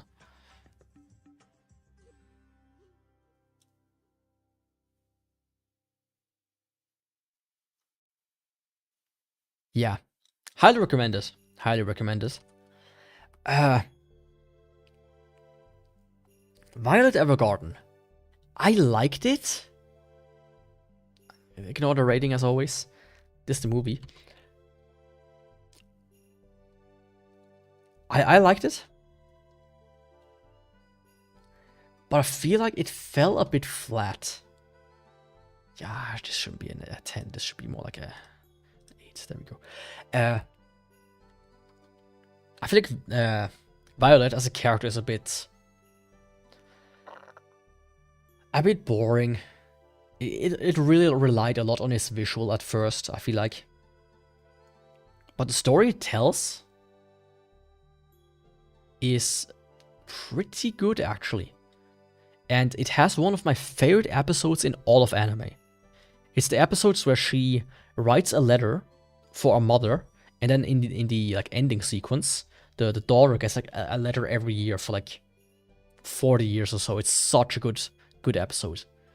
It's probably the best episode ever made. And one of either the special or the OVA. Yeah, I think it's this one. The day you understand I love you will surely come. No. Okay, no, it's not this one. It's, in that case, it's... Is it this one?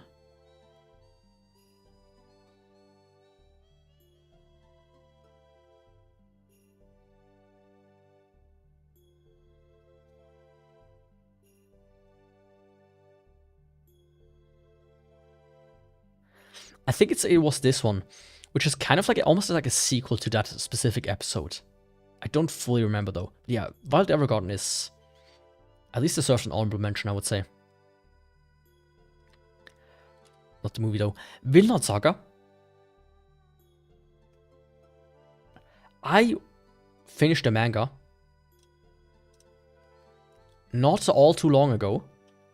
I have to say it's the manga itself will go down as a GOAT, greatest of all time. I think though you can like split it into three parts, which the first season, like the way the anime does it is really good. The first season is the first part. It's like when he's young all the way to the ending of it, when he kind of like loses his raison d'être, or whatever you call it, like his reason for being. And I think a lot of people really like this for the action, and then they kind of like drop the ball because it loses kind of like the action part of it, and they kind of like misunderstand Thorfinn as a character. They kind of want him to come back, but he never does. By the way, as a spoiler, he never becomes like oh, I'm gonna fight and kill people. He never becomes that character again. And the second season is like the whole like Thorfinn kind of like becoming a pacifist kind of man. And then like the third part, which is only the manga so far, is the actual travel and living in Vinland.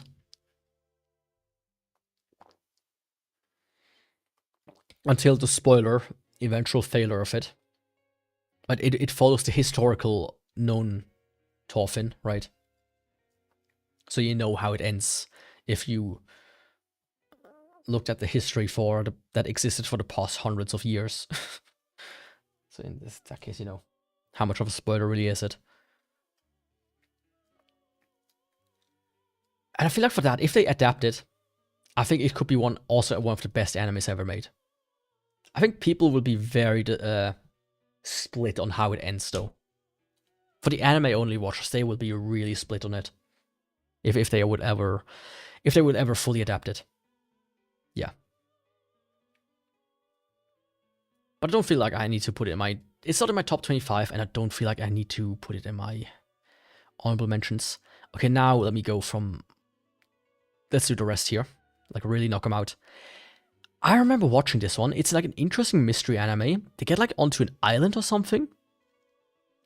And I was actually... like someone dies or something like that, and they have to like solve it.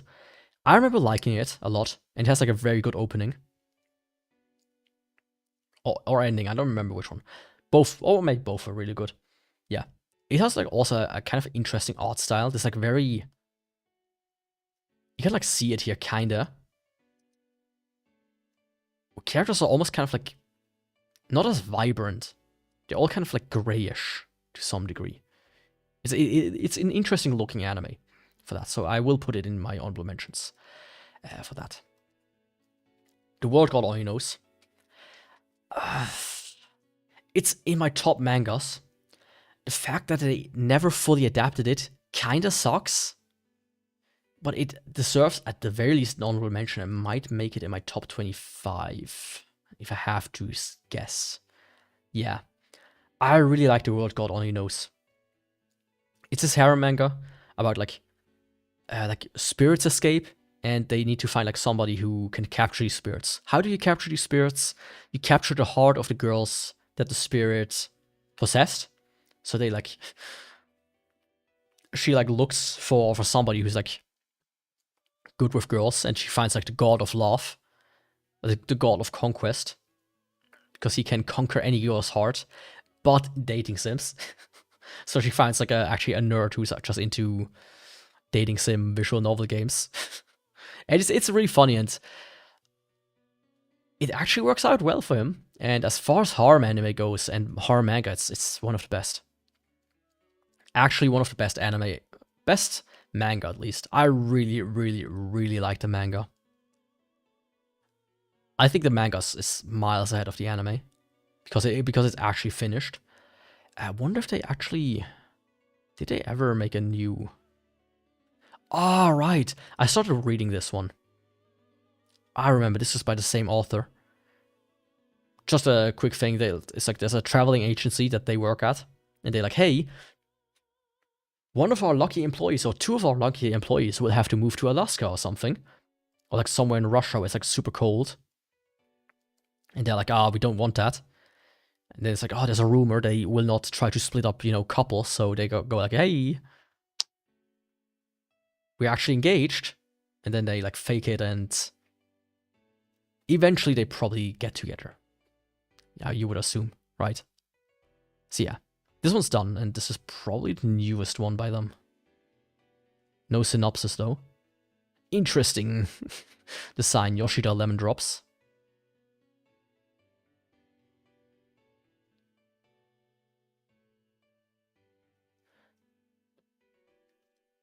Let me like put it here for the time being to check it out. But yeah, work order in-laws, check it out. I will see about it. To Your Eternity, or Fumetsu no Anatai, is a really good story. It's by the same author as not Your Name. What was it called again? The one with the deaf girl. Was it Your Name? Yeah, anyways, I finished the manga, which, is finished. I feel like it kinda, the later part, like the future, let me actually, maybe. First. Koe no Katachi, right. I wonder what they're gonna do next, if at all. Yeah, first season is great. The first season is actually really great. It's like a good introduction of it, and the whole world it's like it covers some of the good parts, right? And then season 2 covers my favorite part.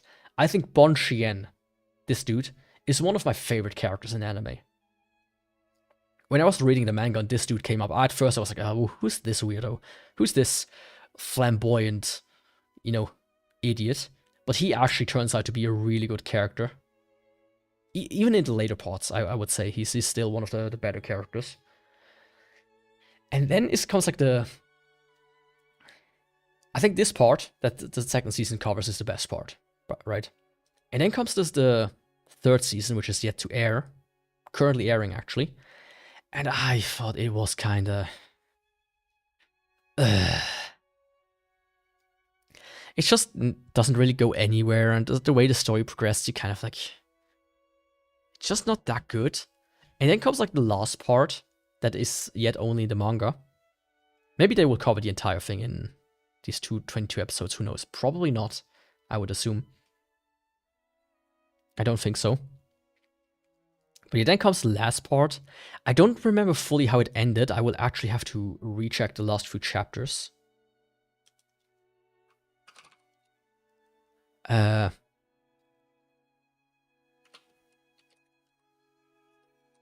actually will like reread the last chapter. Just to check it out again. But yeah, the last part it's interesting. But it's so different that it's almost feels like a different manga for the first like couple of chapters, where I was like, what is going on? What is this? Yeah. I feel like they just didn't know fully well how they wanted to end it. At least that's what I feel like. But I remember the ending, I did like it in the end. Which is why I give it a good, right? It's not the best, it's good though. I think the first half is peak. The first half is peak. The second half, not so much. So this is why I will not put in my top 25 or my honorable mentions. Because it's already popular enough, right? I really have to pee, so I will finish them up, and I will do the top 25 thing offline and then like post it or like show it in another stream or something. Trigun, really good anime. Having read the manga, I feel like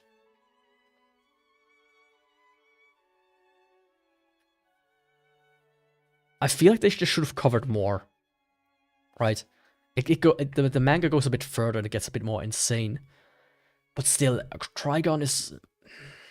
I might save it for now, but if you haven't watched Trigun, watch it. It's one of the better anime out there.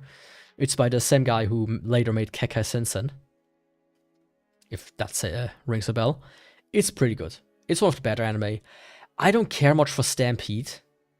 I might watch it, but I heard it's kind of weird. So, there's also a sequel to it apparently, Stargaze, yet to come out. Who knows? Maybe. I don't know. I might check it out. Who knows? Undead Murderface. Interesting anime. It's about like this guy. He's like an ogre, and he meets like he's like part of a circus, and then he meets like a girl who's like a head in a cage, and they like travel together. He's like her. He becomes like her butler basically, and her fighter, and they try to find the guy who I don't remember, who like turned her immortal or something, or who stole her body. And that's kind of it. It was adapted, like it got one season in 2023. And it's a novel, which is still ongoing, and a manga, which is still ongoing. So I was like, man, I want this to, finish and actually have more seasons. So until then, I cannot recommend it. Undead Unlock, surprisingly good. Actually, surprisingly good. I watched the first season, finished it, and was like, hey, I need to have more of it. And then I read the manga, and I actually really enjoyed the second half a lot. I thought, what are they gonna do? Like, how is it gonna turn out? The first half is good, and then they kind of like get into the second half, and the second half I actually it's one of the rare times where I feel like the second half really picks up the pace in a good way. And they have announced the sequel, like this is a movie, which is kind of like the in-between, and after this they kind of like gets, yeah.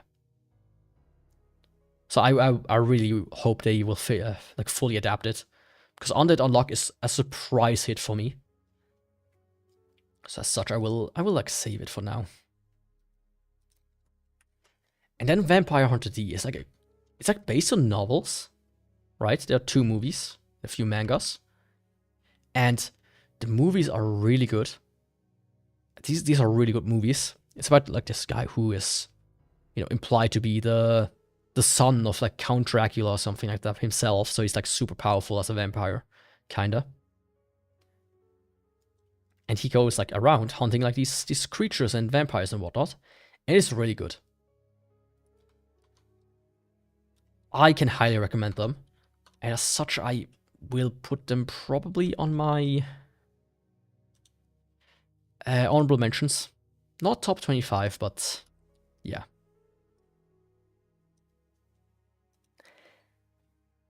And then I recently watched Bye Bye Earth and Love Life and Nijigasaki and Date Alive a little bit, but let's not talk about those. I will finish up the whole top 25 by myself without, going through it right now, because I've to pee really hard and it's late and my throat is kind of hurting.